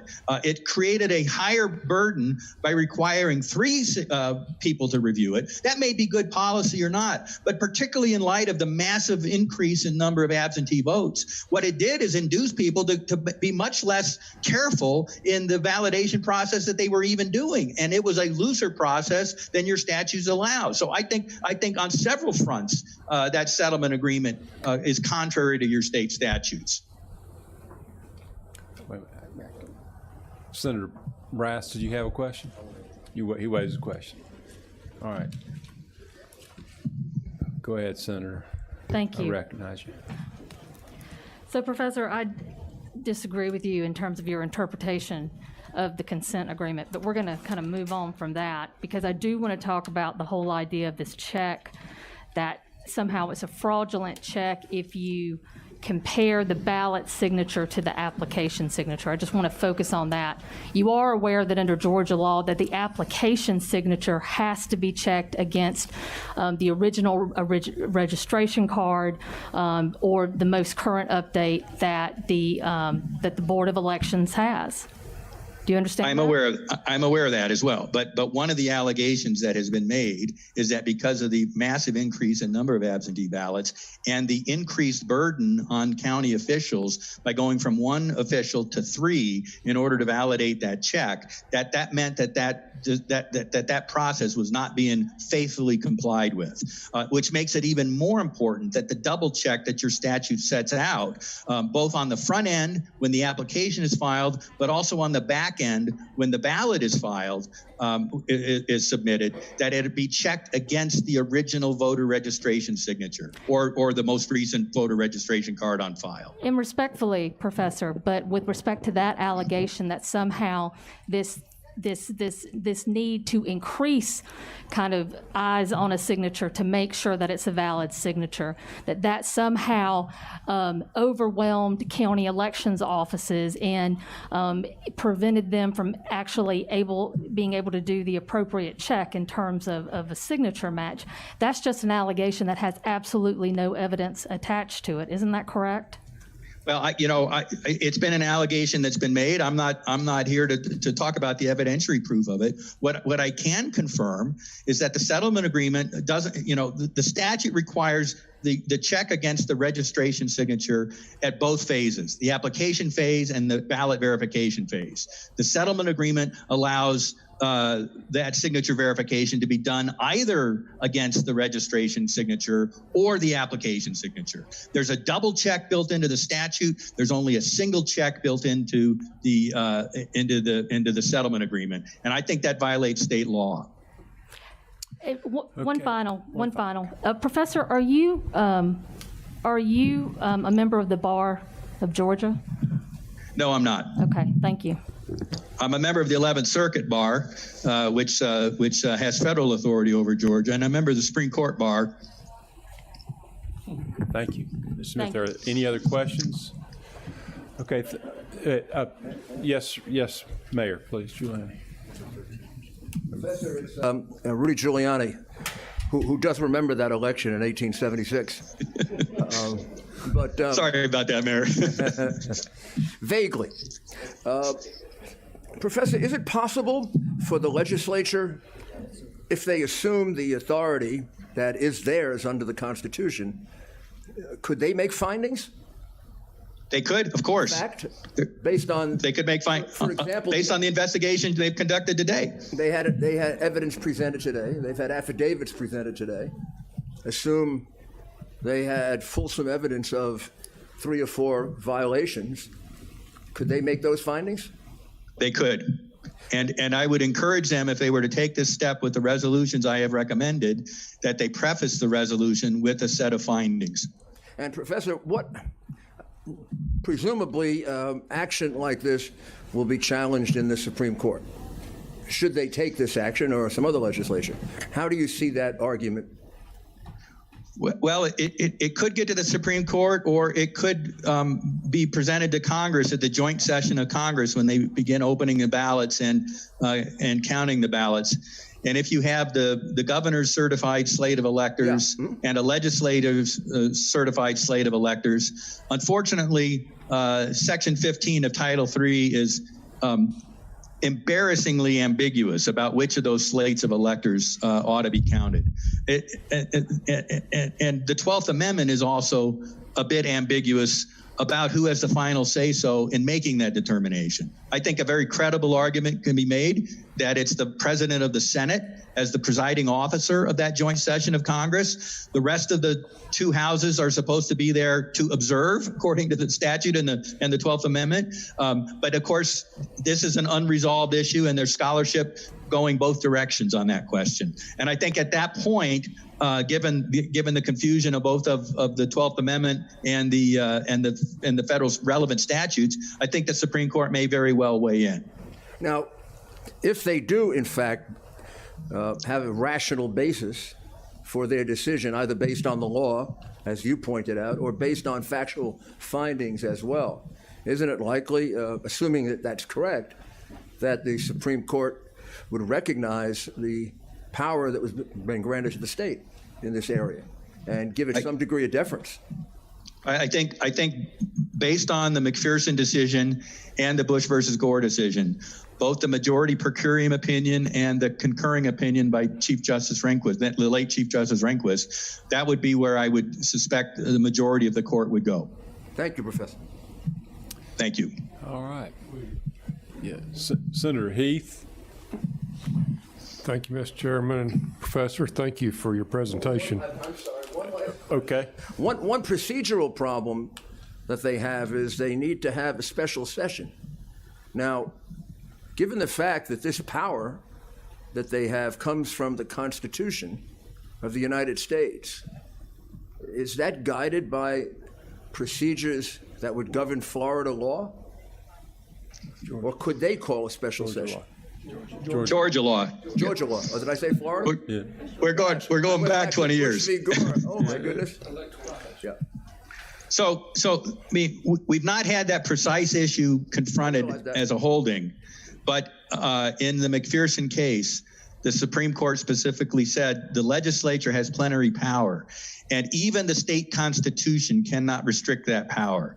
So if there's some provision in the state constitution that says you can't call a special session in order to exercise powers you have from the federal constitution, I think the federal constitution trumps that, and I think the Supreme Court's decision in McPherson supports that conclusion. I agree that it trumps it, Reza. All right. Thank you, Professor.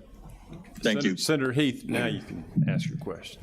Thank you, Professor. I'll just give you a little preface here. I'm just a cowboy from West Georgia, so this has been interesting, but I think the mayor just touched on the question that I was going to ask of you. So our Constitution, I believe, states that there's 2 ways to have a special session. One is the governor calls a special session for a specific list of or a specific purpose, or the legislature by 2/3 vote of the 2 bodies can call itself into session. Now, this appears to be a partisan issue. we certainly don't have a supermajority in either party here in Georgia. So am I hearing you correct that less than a supermajority of the legislature could convene and appoint electors based on their findings of fact that the election was flawed and unacceptable? I believe so. And I think look, the federal Constitution is going to prevail over limitations on your legislative power. Those provisions of the state Constitution deal with the state legislature acting in its state legislative capacity. But in deciding on the manner of choosing electors, it is not acting as a state body. It is acting as the federally appointed legislature with direct authority from the federal Constitution, which of course preempts the state limitations on it. And that's what the Supreme Court held in the McPherson case. That's what Section 2 of Title III provides in the federal statute.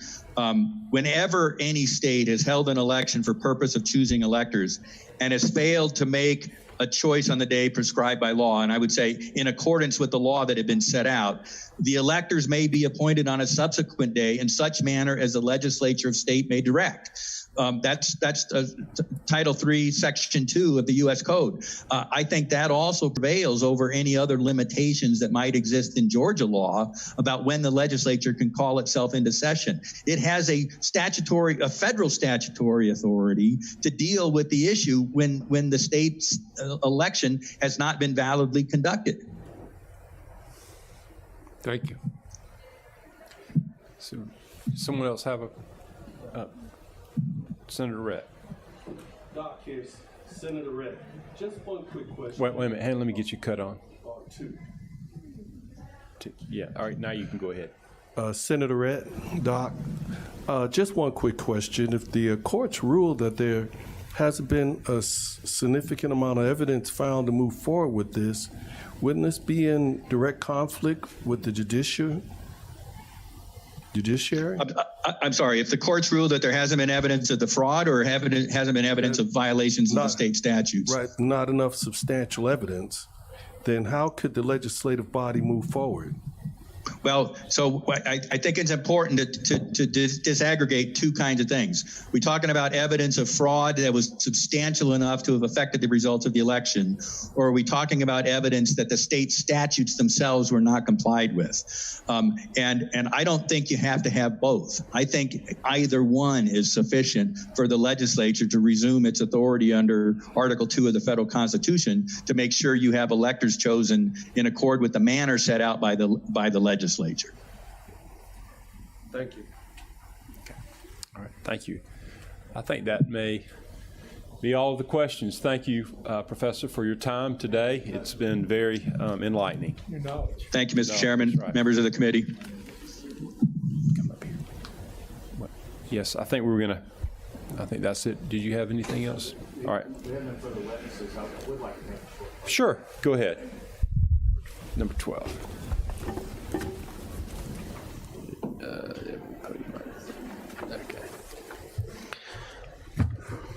Mr. Chairman, Mr. Vice Chairman, members of the committee, thank you so much for your patience today and having us today and all our witnesses. As I said in the beginning, this hearing is just the tip of the iceberg. Literally, as soon as I get back to my office, I'm signing the pleadings to file a suit in Superior Court where we will be pleading and proving the allegations that we've made here today of the irregularities and the abject failure of the Secretary of State and the counties to properly conduct the election. And we believe it's impossible to certify the election results. Today, you've heard and you've seen a video of the what happened with the Fulton County election officials in violation of OCGA Section 21-2-483B, which says all proceedings of election officials are to be open to the public. And you saw them order our folks out of the room. You saw them order the media out of the room, and then they continued to order and continued to operate after they ordered everybody out of the room. You also saw them take ballots out from under the table and pull them out. That is a clear violation of Georgia law.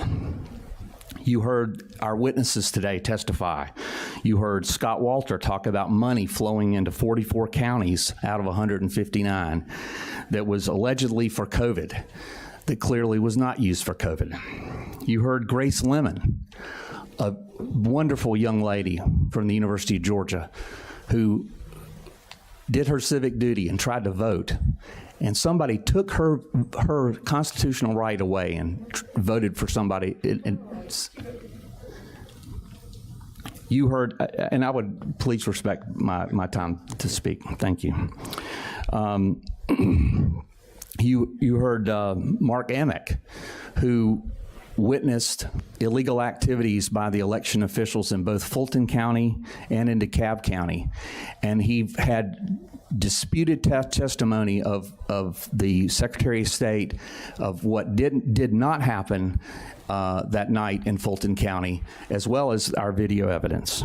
You heard Susie Voiles, a 20-year veteran who's been a poll watcher, and I personally know Ms. Voiles. She's a neighbor and a wonderful lady.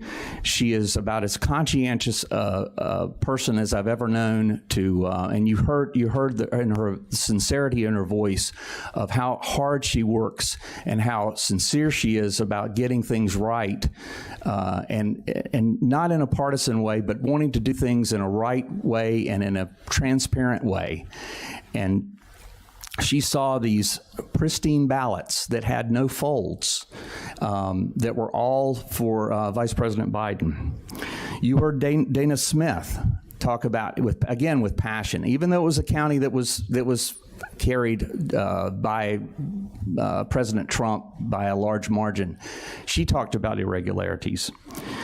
You heard from Bridget Thorne, who worked as a subcontractor for the Dominion, about how they just let these test ballots just lie around with no security. Who knows what they did with those ballots? And those were the ones that they were in the State Farm Arena. They were in the State Farm Arena, the same place where they were counting ballots, and they were just lying around. Those could have been the ones that were in those suitcases. You heard from of course, Professor Eastman, who talked about the constitutional duties and rights. So, as I said, in conclusion, the actual result of legal ballots cast on November 3rd in compliance with the Georgia Election Code cannot be known ever. Not by the Secretary of State, not by the governor, not by the voting public, and not by the Georgia legislature. That's why the election must be vacated and cannot be allowed to stand. Again, thank you very much for your time and your patience today. Thank you. Thank you. Okay, I'd like to call Mr. Tony Burrison now. Okay. Thank you. Mr. Burrison, if you again state your name, where you're from, and then let's try to, we have a lot of people that want to speak, and just get to the essence of what you wanted to say. Yes, sir. My name is Tony Burrison, Jr. I'm from Savannah, Georgia.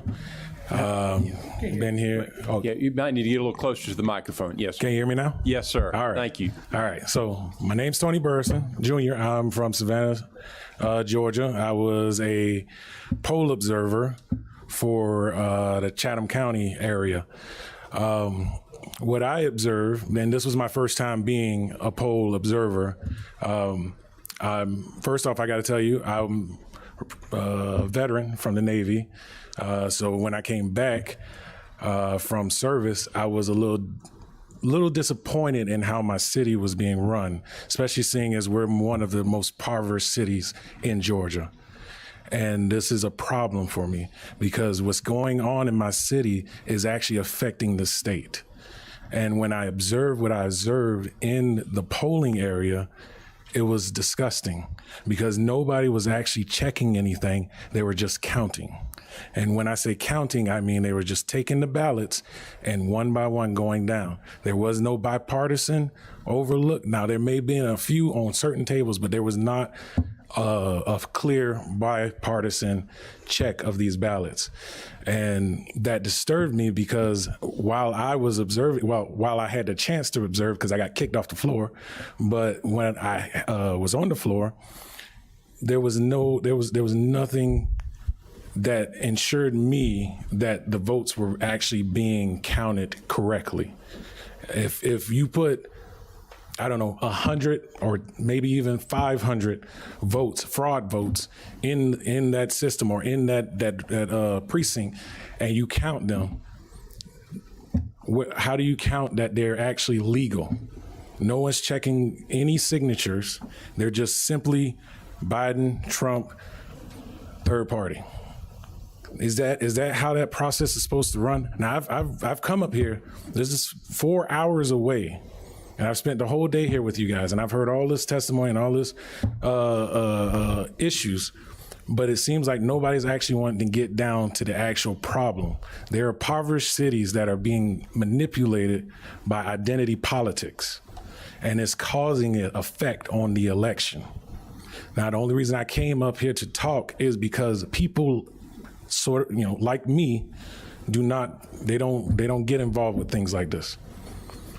But this is so important that if you do not act on this, you will leave an opening for terrorist activities as far as taking the election for themselves or putting whoever they want in office. I can't sit by and do that. I served on the CVN 70 Carl Vinson proudly during the service. My ship was one of the ships that was in that. We served because we wanted to get the people who caused 9/11, okay? And we did that. But now it seems like we're having to fight our own people at home just to keep our peace. Can we all agree, if we have a fair, open recount, a fair, legal recount, that means checking signatures, that's just making sure that these people are real, making sure these are Georgians that are voting and not some random people in China or some random person in whoever other country. We don't need things like that in here. We really don't. We already have enough issues. We got enough to deal with as far as economics goes. So I wanted to come up here and voice my opinion about that and also tell you my truth about what's going on. And I wanted you guys to know that when I was poll watching, I got on the floor for roughly 15 minutes before they kicked me off. And the reason they kicked me out was because they said that certain poll workers had an issue with me walking around. Certain poll watchers didn't want me to be here. Now, they could say because of COVID. That's fine. You want to say that? That's fine. I'll tell you right now, I have that right there. I have lupus. I've been diagnosed with lupus through the VA, and this is hydrochloroquine. Thank you. It works. So to sit here and tell me that I cannot exercise my right with my medicine, where's my justice? Where's my right? Okay? Now, I don't know if you guys understand the process of what's going on. We have small businesses down in Savannah that are struggling. Some of them that have been open for years and upon decades and serve the community great. And they're having to close down because of a mayor who feels like COVID is the worst thing in the world. It's gonna kill us all. But if you check the mortality rate in Savannah, Georgia, where's the pandemic? Where is it? There's a lot of people who love the fear monger to get what they want. I'm not one of them to sit here and let you fear monger me, okay? I done seen what fear looks like. I done seen what the worst of humanity can look like. And I'm just sick and tired of it. I'm sick and tired of it. And I just came here, voiced my opinion, drove 4 hours here. I got 4 hours to go back home. I just wanted to let y'all know that. So thank you for having me. Thank you for your time, and thank you for your service to our nation. Hey, it was my pleasure. Your opinions. Thank you. Okay. Thank you. Yes, yes, sir. Yes, yes. Jenna and I excused ourselves. Yes, sir. We're in very good hands. I think he's done a great job. Absolutely great job. I would just say, first of all, as I said to two representatives there, this is probably the most courteous hearing that Jenna and I have been at in the last week, and the most courteous treatment of this subject that we've seen. And I think that's a credit to the minority in obviously feeling very emotional and very strongly about this, as we do, and conducting it with tough questions, but very, very professional questions. I congratulate you. And I congratulate you, Mr. Chairman, for running such a good hearing. Thank you.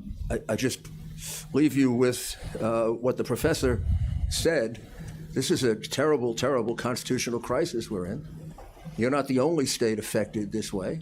There are some with more evidence of fraud than you have. There are some with less.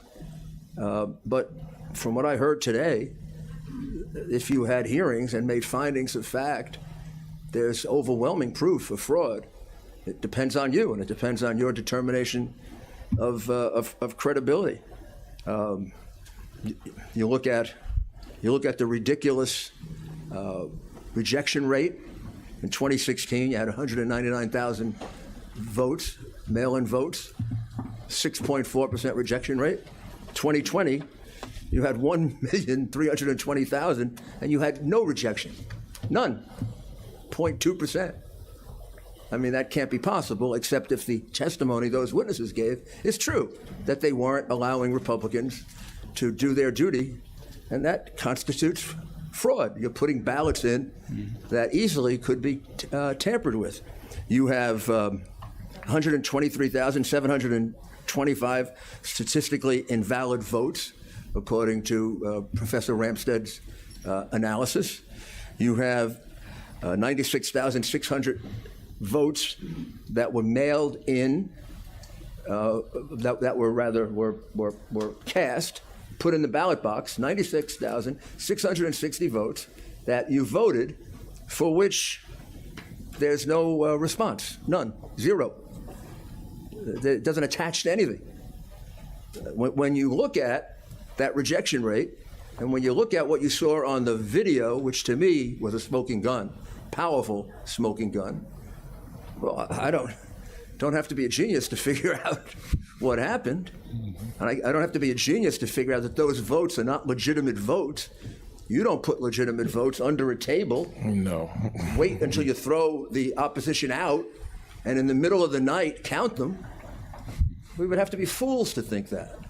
So no need to push it any further, but there's more than ample evidence to conclude that this election was a sham. It was an embarrassment to the citizens of your state, yes, and it's not the only one. And not my place to confuse it anymore, but in my view, it was part of a concerted plan, because certain cities were picked in order to carry this out where they thought they could get away with it. They didn't do it everywhere. It's not accidental that they picked Detroit and Pittsburgh and Philadelphia and Milwaukee and Phoenix, Arizona, and Las Vegas, Nevada. What do they all have in common? They're controlled by one political party. Some of them have been controlled by that political party for 60 years, and they have records of criminal corruption indictments as long as my arm, and some of them have quite long records for voter fraud. So this was a carefully selected thing they did here. And the one thing common to it all is the mail ballot. Keep the Republicans away from seeing the mail ballot.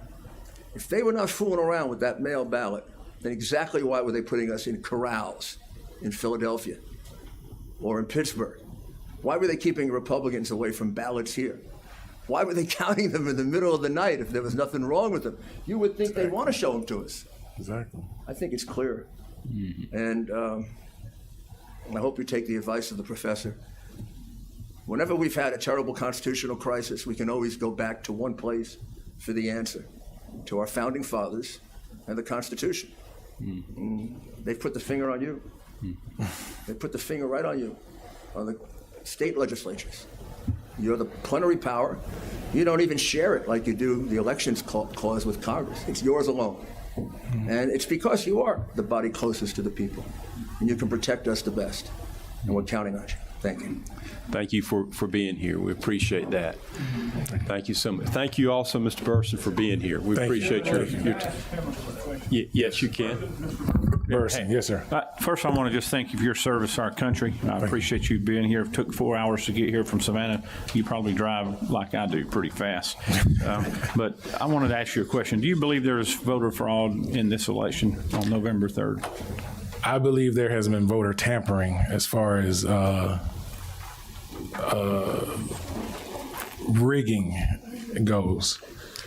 Now, as far as hard evidence, I cannot prove that. But from what I've observed, it's clear to me that there's no bipartisan in this election. It's very one-sided leaning as far as voters go. And as a voter and citizen of Georgia, based on what you've heard today, do you feel we should do something to ensure that it doesn't happen again? I do believe so. I do believe there is actually ways to make the voting process a lot smoother, easier, and 100% verifiable.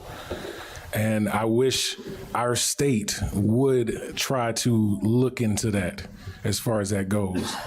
I can't force you guys. I can only voice my concerns and my opinions and send petitions up. But it's up to you guys to make that call. And I hope you guys make that call because, like I said, if these guys are allowed to make these small little increment changes in each county to affect the overall election, we have a major problem. Small fires turn into big fires. But if you don't pay attention to them, it'll look like California. Thank you. Thank you. Appreciate it. We have some more ᗪᗚᗚIᒪY. I may not be saying that name right. You're pretty close. Is Ms. Susie. Okay, sorry about that. If you just let us know where you're from, what you do, and try to get to the essence of why you're here. ᗪᗚᗚIᒪY. That's HALE, Susie, SOU, C as in cat, IE. And okay, so I live in Smyrna, Georgia. Me and my wife live up there. I actually do digital marketing for car dealers, but I was a volunteer for the recount process to go as one of the monitors. I started off at Cobb County, and there was definitely some interesting stuff that I saw there, but most of what I want to focus on is Fulton, so I'll try to be as concise as possible about Cobb County. One of the most disturbing things that I saw in Cobb County on the first day is that they were using an electronic counting machine, and we were told that that was not supposed to be the case. I did notice that the next day it was not there. When I first came onto the floor, I was standing at one table, and from 209 to 212, I was taking notes as I went. From 209 to 212, the first auditor, how the process goes is the first auditor reads off who the vote was for, the second auditor confirms it. Well, 3 times from 209 to 212, 3 times in 3 minutes, the first auditor called a Trump vote for Biden. Now, the second person who was checking it, the process worked, she caught that. Well, the reason I left that table is because someone told me that at one of the other tables they were not double checking. So I went over there, and very quickly I observed that she was not double checking, went and told the people who were in charge, as I was advised to do. They said they would say something to her. When I came back around the room, she was still not double checking. So as I came up behind her, she saw that I was looking at her, and she started very exaggeratedly putting it in her face. And so, hey, that's fine. I was content that she was at least checking. But as I walked away, I turned around and noticed that she was staring at me. As I kept going around the room, more of the auditors were becoming aware of me. They were calling their bosses over. They were pointing me out. And as I walked up behind her, I heard her saying to one of the other people that I'm paid by the taxpayer, and this is a quote, "I'm paid by the taxpayer, and this effing a-hole wants to come in here and watch me." So last I checked, I'm a taxpayer. So I just want to come, volunteer and check this process. Well, very quickly, if that wasn't enough, I go down to Fulton County the next day, and I actually have with me, this is the letter that's supposed to permit me to go out onto the floor so that I can be close to the process. Well, I still have this letter because no one ever checked it. When I walked into the basement of the World Congress Center, there was an unattended notepad, and that was it. And so I was able to walk directly on the floor. And what I'm mainly here to tell you today is that within the first 30 seconds of me being there, they had runners who would take the suitcases full of ballots out to the tables with the 2 auditors on it to count. Within 30 seconds of me walking in, signed my name on the notepad, walked up, and a gentleman came up to me with a suitcase full of votes, and he said, "Hey, I was supposed to take these to table 96, but they already have one. I don't know what to do with it." And he rolled the suitcase forward to me and offered for me to take it. So this suitcase, anywhere between, I've heard the numbers between 6,000 and 15,000 ballots was offered to me. And it kept me up that night, quite frankly, because if I was somebody dishonest, very easily could you have walked out of that center with that. So that was just one thing that I observed. Several other tables, we solved a bunch of different issues. I was actually Ms. Susie Voiles, who gave her testimony here earlier today about the pristine ballots. I was one of the monitors who was told to step away from the table while she was looking at that. And I do have photographs of those ballots, and you can see that they're flat. Another table had over an 8 to 10 inch tall stack of votes that are purely for Biden, not a single Trump vote. And I work with data digital marketing, and anytime we start having a number that approaches the 90th percentile, you get a little bit wary about that when it comes to consumer data. Now, for 100%, that's passing in probability, and it's approaching impossibility. There were several other tables where they were not double checking. There was one table where the women had their purses on the table. These purses were not checked. There was one set of people who were taking them out of the suitcase, counting them, and then putting them back in to the suitcase. And so I guess the main thing that I want to focus on is the chain of custody for these ballots. They're all stored in suitcases at the front of the room. Clearly, they're being offered to people who shouldn't be having them, but also they have a little placard on them that tells the time and date that's supposed to secure the integrity of when they were open. And of a majority, I would say a majority of the ones that I observed did not have any of that information filled out. So, I've got my sworn affidavit here, and I think that's the main things that I wanted to cover. Okay. Senator Dolezal has a question for you. You're number 5. You got it. Good job. Thank you, Mr. Chairman. All right. Sorry, sir, I didn't catch your name. It's ᗪᗰE. That's H-A-L-E, Susie. Nice to meet you. Thank you for being here today. Thank you. I want to ask you a couple of questions about the recount in Fulton County. Senator Beach and I had the opportunity to go down and observe it as well. And I'm curious if you could maybe corroborate some of the things that I saw.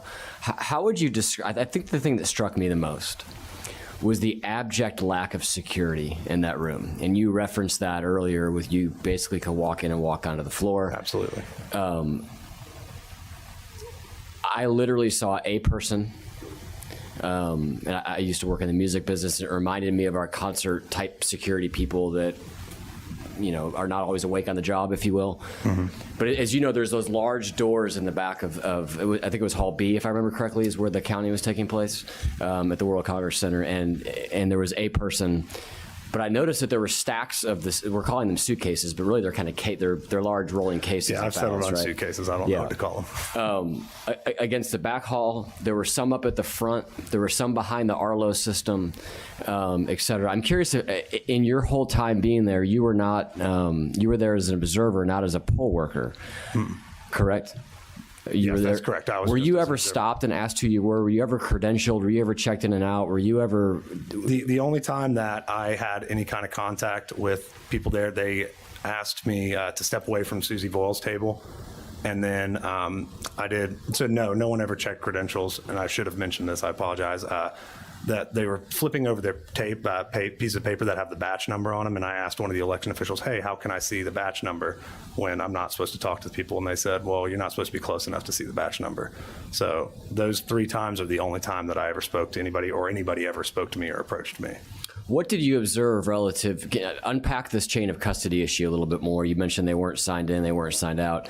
And I'm not trying to lead you, but I'm telling you that what I observed was basically these cases were scattered throughout the room with no rhyme or reason that I could discern. Were you able to decipher kind of the process at which they were at least moving things from start to finish? So I would 100% agree. I was actually trying to find it in my on my affidavit, there was one table that I saw had 2 suitcases of ballots, which we were told was never supposed to happen. So as far as I was able to surmise, the process is the people would sit at the auditors, the people who are counting the votes, would raise their paper when they were ready for another suitcase, that's what we settled on, suitcase of ballots. And then a runner would go up, check that out, and bring it to them. And the same process would continue. They would raise a different piece of paper if they had a question. The entire place there's over 200 tables, I believe, and it's, as you saw, it's very huge. But even that process was having breakdowns in it. Yeah, so I mean, I would estimate that room was probably 100,000 square feet. It was massive, and I think there were actually 300 and something tables. Okay, so how many? At least 200. Do you know how many of you were allowed on the floor? In other words, Republican, Democrat, Independent, whom, you know? So at Cobb County, they limited us to 4. They only allowed 4 of us onto the floor. At Fulton, no one even knew who I was because I just walked onto the floor. No one was confirming who I was. Were you able to identify how many other poll watchers were there from either party? The DNC people were pretty clearly labeled, and I can see that. And most of the RNC people looked pretty shell-shocked, so they were easy to pick out. Okay, There was not too many. Okay. Senator Heath? Just curious if, you know, if the legislature is called on to conduct further investigation to make a statement of fact, do you have a photo that would somehow validate that you were, in fact, on the floor in Fulton County? I mean, I don't doubt what you're saying, but if we were really going to pursue this, can you prove to me that you were there? Yes, I took several photos. Okay. And yes. Thank you. And a reporter actually filmed me there too. So, Senator Gooch. Quick question. Do we have video? Security video as well. And then there was somebody who was recording, and I was in several recordings. Sorry. You may have answered this, and I wasn't hearing you. While you were on the floor, did you see anyone from the Secretary of State's office? No. No state officials? No, not that I was aware. Okay. And this is actually my first time giving this statement because I had reached out to several different people, called hotlines, submitted my affidavit, and no one seemed interested. Have you written a letter to the Secretary's office? I have not. I called the hotline. Okay. That's what I was told to do. Okay. No emails? I've sent several emails to different people, and this is a notarized affidavit that I got. Thank you. Okay. Yeah, we got it. All right. We'll get your contact information. I mean, we have that. So thank you. Absolutely. Thank you all for having me. Thank you for being here. All right. Our next is Annette Jackson. Thank you. Thank you. Thank you. Thank you. Oh, I got a sliding podium. Good evening. Yes, ma'am. Gentlemen. If you would just, again, give us your name and where you're from, and then let's try to get to the essence of what we're going to talk about. Oh, my God, you're going to cut my time short, okay? Yes, I'm going to make it move, Make okay? it move. That's right. My name is Annette Davis Jackson, and the reason I come before you, the Senate body, is I was a candidate for United States Senate. You can clap. Come on, clap for me. Just a little bit. Just a little bit. All right? So I was a candidate for United States Senate, and then I was pegged by Washington, D.C., Donald J. Trump Foundation to be a monitor in Gwinnett. I submitted a complaint form to the Gwinnett County voter elections and an email to Senator Ligon to include having a question on the military votes being duplicate. This is what I care about. There's a lot of things that I care about. But when I went to ask the Gwinnett County officials, where is the military vote being counted? They were a duplicate section, and of course there were 2 people counting the duplicate section. And I said, well, what do you mean by duplicate? Shouldn't the military personnel have their own category? And they said, well, they're in duplicate. What they did, they accepted military votes 2 ways, by absentee ballot and by email. When they got the absentee ballots by email, what they did was they printed out the email. They took another absentee ballot and stapled the email or the absentee ballot together. And then they bubbled in their answers. Who knows what it is, you know, on the amendments or anything. We don't know. I have this, and I'll leave this with you. If you go on the back page, I'm really technologically skilled, and I asked for the general election report, the summary report. In Gwinnett County, they had election day, advance voting, absentee by mail, provisional, and the provisional for Donald Trump was 274. Biden 407, absentee by mail, Donald Trump 40,396, Joseph Biden 81,502. The advance voting for Donald J. Trump 90,472. The Joseph Biden 124,125. On election day, they had 35,271 votes for Donald J. Trump, and then Joseph Biden had 35,793. Now, for the total registered voters for this voting period, they had 416,458. 416,458. When you add up all the totals for all of these categories, it added up to 414,192. Now, the registered voters who voted was 416,458. So there's a margin of error. How I knew one margin of error in Gwinnett County was they counted the ballots 3 times, and they were short 30 votes. So what the election officials told them to do was scratch out the number that you had and put the number that you counted. So there was 30 ballots just on one that didn't have anything there. Then the precincts reported was 156 out of 156. That means the precincts were at 100%. The ballots cast were 827,758. I said before that the registered voters were 416,458 out of 581,467, which is a 71.62 margin. So I asked 827,000. Wait, where'd that come from? 758. They said that was page 2 of the ballot.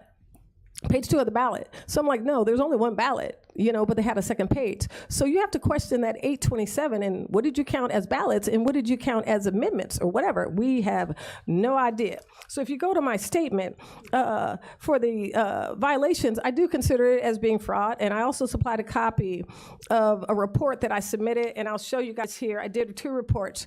One report was on the elections form, right? So I didn't depend upon the GOP portal. I reported 3 days in a row, 4 entries each, so I reported 12 entries each that went into a portal, so you might be able to get that copy too. But what I did notice is that a lot of the locks on the bins were broken. And so a lot of the locks on the bins were broken, so there wasn't the proper security. So I stayed within one bin to see, what are you gonna do with this lock? So they said, we're gonna have to go outside. These are old bins. We're gonna go outside and we're gonna get another one. I'm gonna stay here. But then I looked at the scanner or the rubric as to all the precincts with the batches that are supposed to be a part of that bin. What I noticed that there was one precinct and then down at the bottom that hadn't been checked red. What I found out was they didn't know where that precinct was. It wasn't in the bin. Where was it? It was in panel review. I didn't find that out till the next day. So here's what I asked. I asked that please make sure that all precincts are counted before one considers the box complete and takes it away. The way that they considered in Gwinnett the box is complete, they put it over in another area near where they tabulate the votes and they put a green sticker on it. So a lot of the precincts had not been counted, but they went over to the green area as being counted. And I did put down the precinct numbers, precinct number 137, batch number 7, total scanned was 50, and a clerk didn't know what to do with it. Another set of voters, absentee ballots had a red void stamp on it. And I'm like, where'd they get the void stamp? But they were unattended. So I made a copy of a complaint too. So I don't know, I'm probably the only one who did complaints, and use their own complaint form. Hallelujah on that one. So that's what I noticed. I noticed that there were more Democrat monitors on the floor than Republican. We follow the laws. They had to issue a statement to say, only one monitor per 10 tables, but they were flooded. Another thing I want to look at, and I think that points to the fraud, is Donald Trump did an executive order. He did an executive order regarding the establishment of task force on market integrity and consumer fraud. He did that on July 8th, 2018, and I'm wrapping up too. really quick. He said, by the authority vested in me as President of the President, by the Constitution and the laws of the United States of America, and in order to strengthen the efforts of the Department of Justice, federal, state, local, and tribal agencies to investigate and prosecute crimes of fraud committed. This is just not a civil issue, it's a criminal issue. Against the United States government or the American people, recover the proceeds of such crimes and ensure just and effective punishment of those who perpetrate crimes of fraud. It is hereby ordered as followed, and this is voting fraud. And he got together the Deputy Attorney General, the Associate Attorney General, the Assistant Attorney General, the Assistant, and the Tax Division, the Civil Division, the Criminal Division, the Antitrust Division, the Federal Bureau of Investigation, the attorneys designated by the Attorney General, and the Department of Justice. He did such a fantastic job in bringing out fraud, and this was in 2018. So how could he and his lawyers, Giuliani, as well as Sidney and Lynn Wood, bring fraud to the case? Because they knew that there was going to be fraud 2 years before the fraud existed. And not only that, he brought in the Secretary of Treasury, the Secretary of Defense, the Secretary of Health and Human Services, the Secretary of Housing and Urban Development, the Secretary of Energy, the Secretary of Education, all across the board. I know I gotta go. I gotta go. I need to get 2 more people, and then we're gonna have to wrap it up. Okay, 2 more people. Appreciate you. But here's my statement. We have your statement, right? You have my statement right here? And if you could leave it right here. I will definitely leave it right here. Gentlemen, thank you so very much. I appreciate it. So I've submitted all the forms. Yes. Thank you very much for what you do. And there was fraud in the election. My name is Annette Davis Jackson, and I was a candidate for U.S. Senate. Thank you. All right. And I hope you decertify and hold a session for all of the General Assembly. Thank you. I'm going to call Scott Hall, and then Nancy Claire, and then we're going to have statements by some of the senators, and we'll be closing out. Thank you. Mr. Hall, we're running short on time, so just tell us where you're from and just tell us what you saw and what you want to bring to the attention of the committee. Not a problem, Mr. Chairman. Many of the members here probably know me. I've been around this Capitol since Tom Murphy walked the floor, and I've been knee-deep in this situation for the past 3 weeks, so I'm going to get right to the meat of the issue. Is there something wrong here? There absolutely is, okay? And I have seen it. I am knee-deep in it, top to bottom. Number one, I was there on the first recount. There were large quantities of what appeared to be mail-in ballots that were not marked by a writing instrument, period. They appeared to be marked by a printer, okay? Pure and simple. You've heard that. What county were you in? I was in Fulton County. Okay. I was at the Georgia World Congress Center. Okay. Okay. And we saw this over and over and over again. I have prepared testimony that I can submit. I have photographs. And during the second day of the recount, we in fact, again, 99% of the people that in fact had left. Okay, you had a very guarded area that had tape and ribbon around it where they monitored the bags going in and out. And then at 12 o'clock on Sunday, okay, 12 o'clock on Sunday, everybody's gone. They set up 2 tables. I have photographs in the lunch area, which is outside the viewing area of the security cameras. Again, I have security, I have video, and I have photographs. People were asking the number of monitors. We were limited to 1 monitor per 10 tables. 1 monitor per 10 tables. I want to stop you, right? I want to ask you one question. Are you saying that a table was set up in a lunch area that was unsupervised and ballots were counted? Yes, sir. And I got a picture. Okay. Okay. And I couldn't find it looking at the security cameras. Okay. All right. Okay. So I'll continue. Again, then one of the people that I've asked from the Secretary of State, I think, nominated a Fulton County monitor by the name of Carter Jones. Again, we're getting these calls that ridiculous. I got a call at 10 o'clock last night saying we're counting again at Fulton County. I had to run down there to Fulton County, Georgia World Congress Center at 10 o'clock at night, okay, when there's virtually nobody around, okay, and I meet Carter there, and we start talking about the issues, and he said, I've already filed 3 reports, and this is going to be the 4th. And I've asked twice, but I haven't seen a copy of those deficiency reports from Carter Jones, who's the Fulton County monitor. So I can tell you, I also monitored the Fulton County warehouse on English English Street.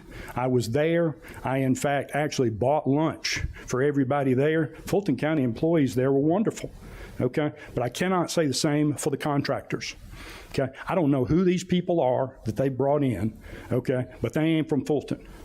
Okay, and I heard Bridget Thomas talking about somebody doing something with cards. I showed them a picture, okay, of the guy we brought in lunch.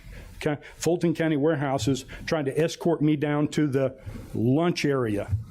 The same guy comes out, and that was the only area that was off limits. You weren't going back there. Okay, I don't know why the lunch area was more secure than the area that they do everything else. One thing also I learned is every thumb drive, every vote in Fulton County is reduced to a thumb drive. Every precinct carries those to one of 4 locations: North Annex, South Annex, Roswell, and downtown. Then they carry those thumb drives to English Street, okay, where I have photographs of pallet loads of basically signed checks.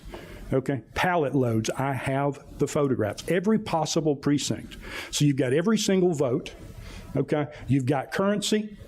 Okay, now you just need somebody to do it. I hired one of my guys to basically go out and say, guys, can this be done? Could you, in fact? Now I've got all the votes that haven't been uploaded anywhere. And he actually wrote me a paper. And he said, it's the stupidest, simplest thing I've ever seen. He said, Dominion's own documentation shows how you take an entire batch, swipe it off, and then swipe on a new batch before you put it into the real-time reader that uploads. Okay? I got up this morning, okay, and cried, okay? I literally cried. I've got just as many friends on the Democratic side of the aisle as I do the Republican. And I feel like I've got Alabama and Auburn playing football. Alabama won by a nose. Auburn goes back and reviews the video, and they say, you didn't quite make it.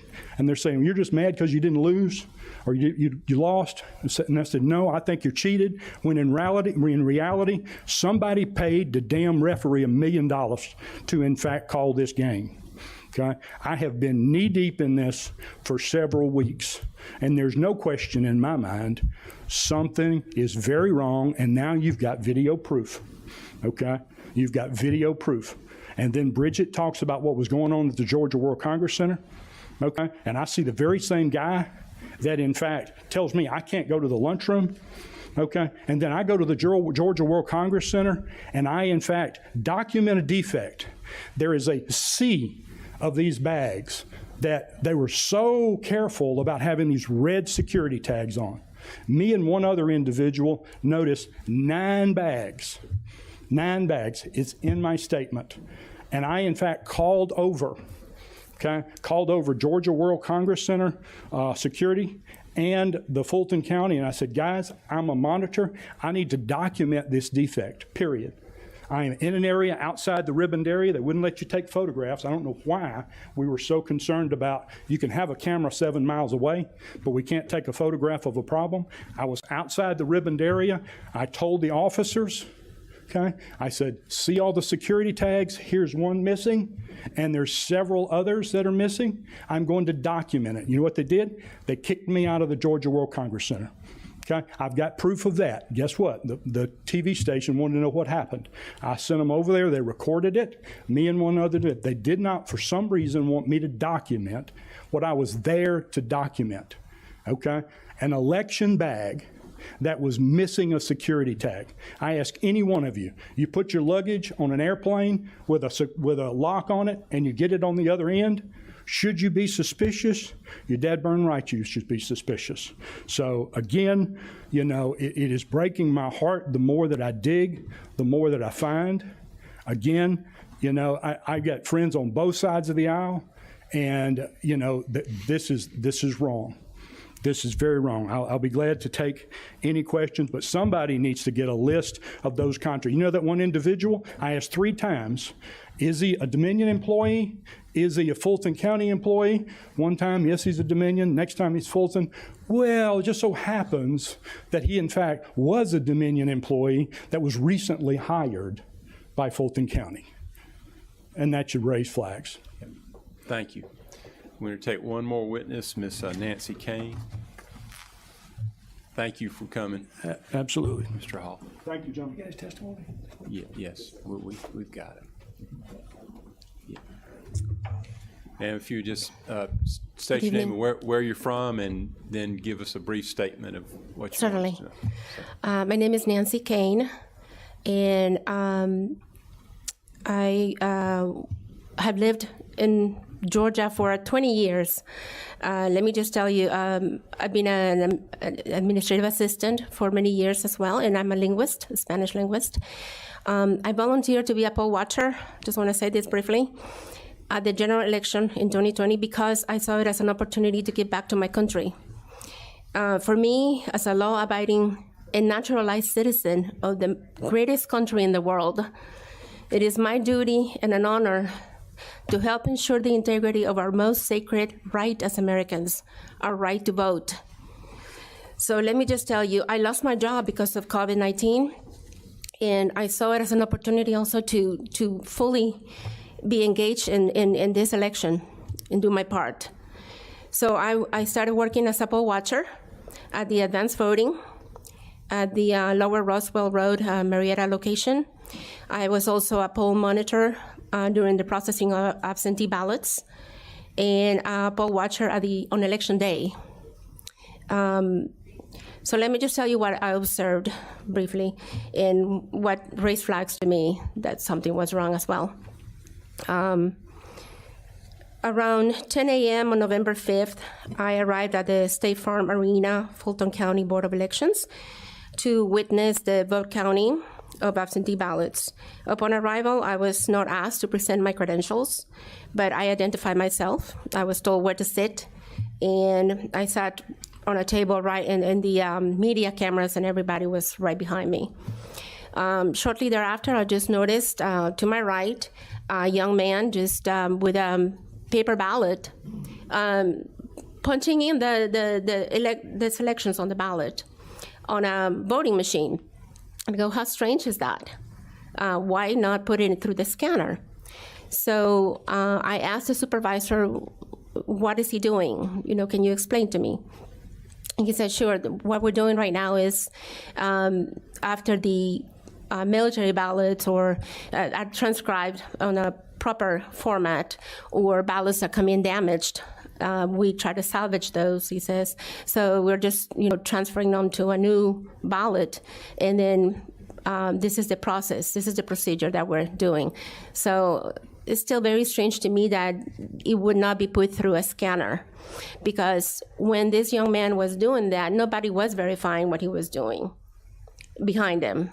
So technically, he was voting for someone else on a voting machine, but nobody was, trying to verify what he was doing. So I took video and I took pictures, and I also recorded my conversation with the supervisor with that explanation. I also told them that I noticed that none of the people there had credentials on. And he said, oh, many of them don't have.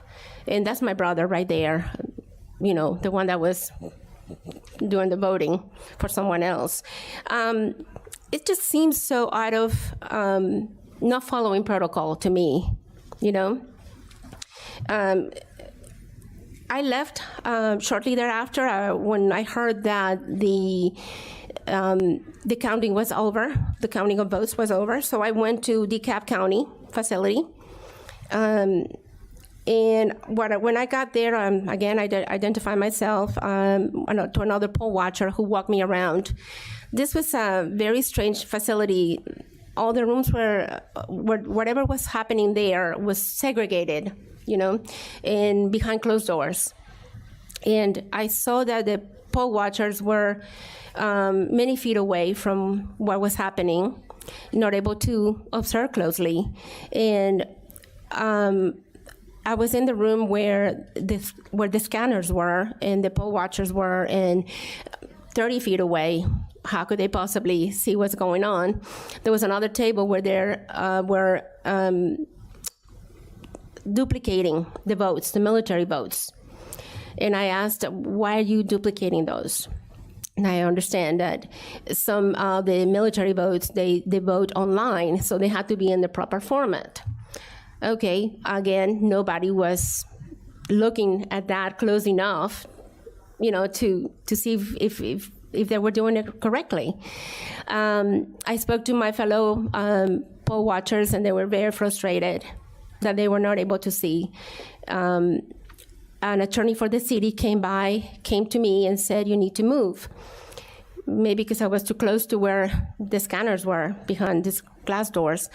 And so I said, well, I've been a poll monitor, I said, and I was able to move around, walk around. And why is it that the other monitors here or poll watchers are not able to do the same? And I showed him the statute of Georgia that says that we're able to do that. So he looked it over, and came back with some tape, masking tape or some sort of blue tape to put mark on the floor next to the tables where we could then stand and observe closer. But again, this was 2 days after, right? A lot happened before that we were not able to see close enough. So that's what happened. That's what the major observations for me is just appalling, really, what's happened.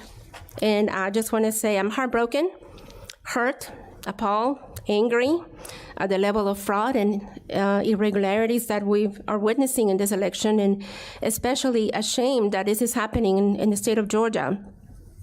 I ask you to please do your job as elected officials, the job that we have entrusted you to do, and ensure the integrity of the vote for the American people, who on November 3rd, we look forward to casting our votes.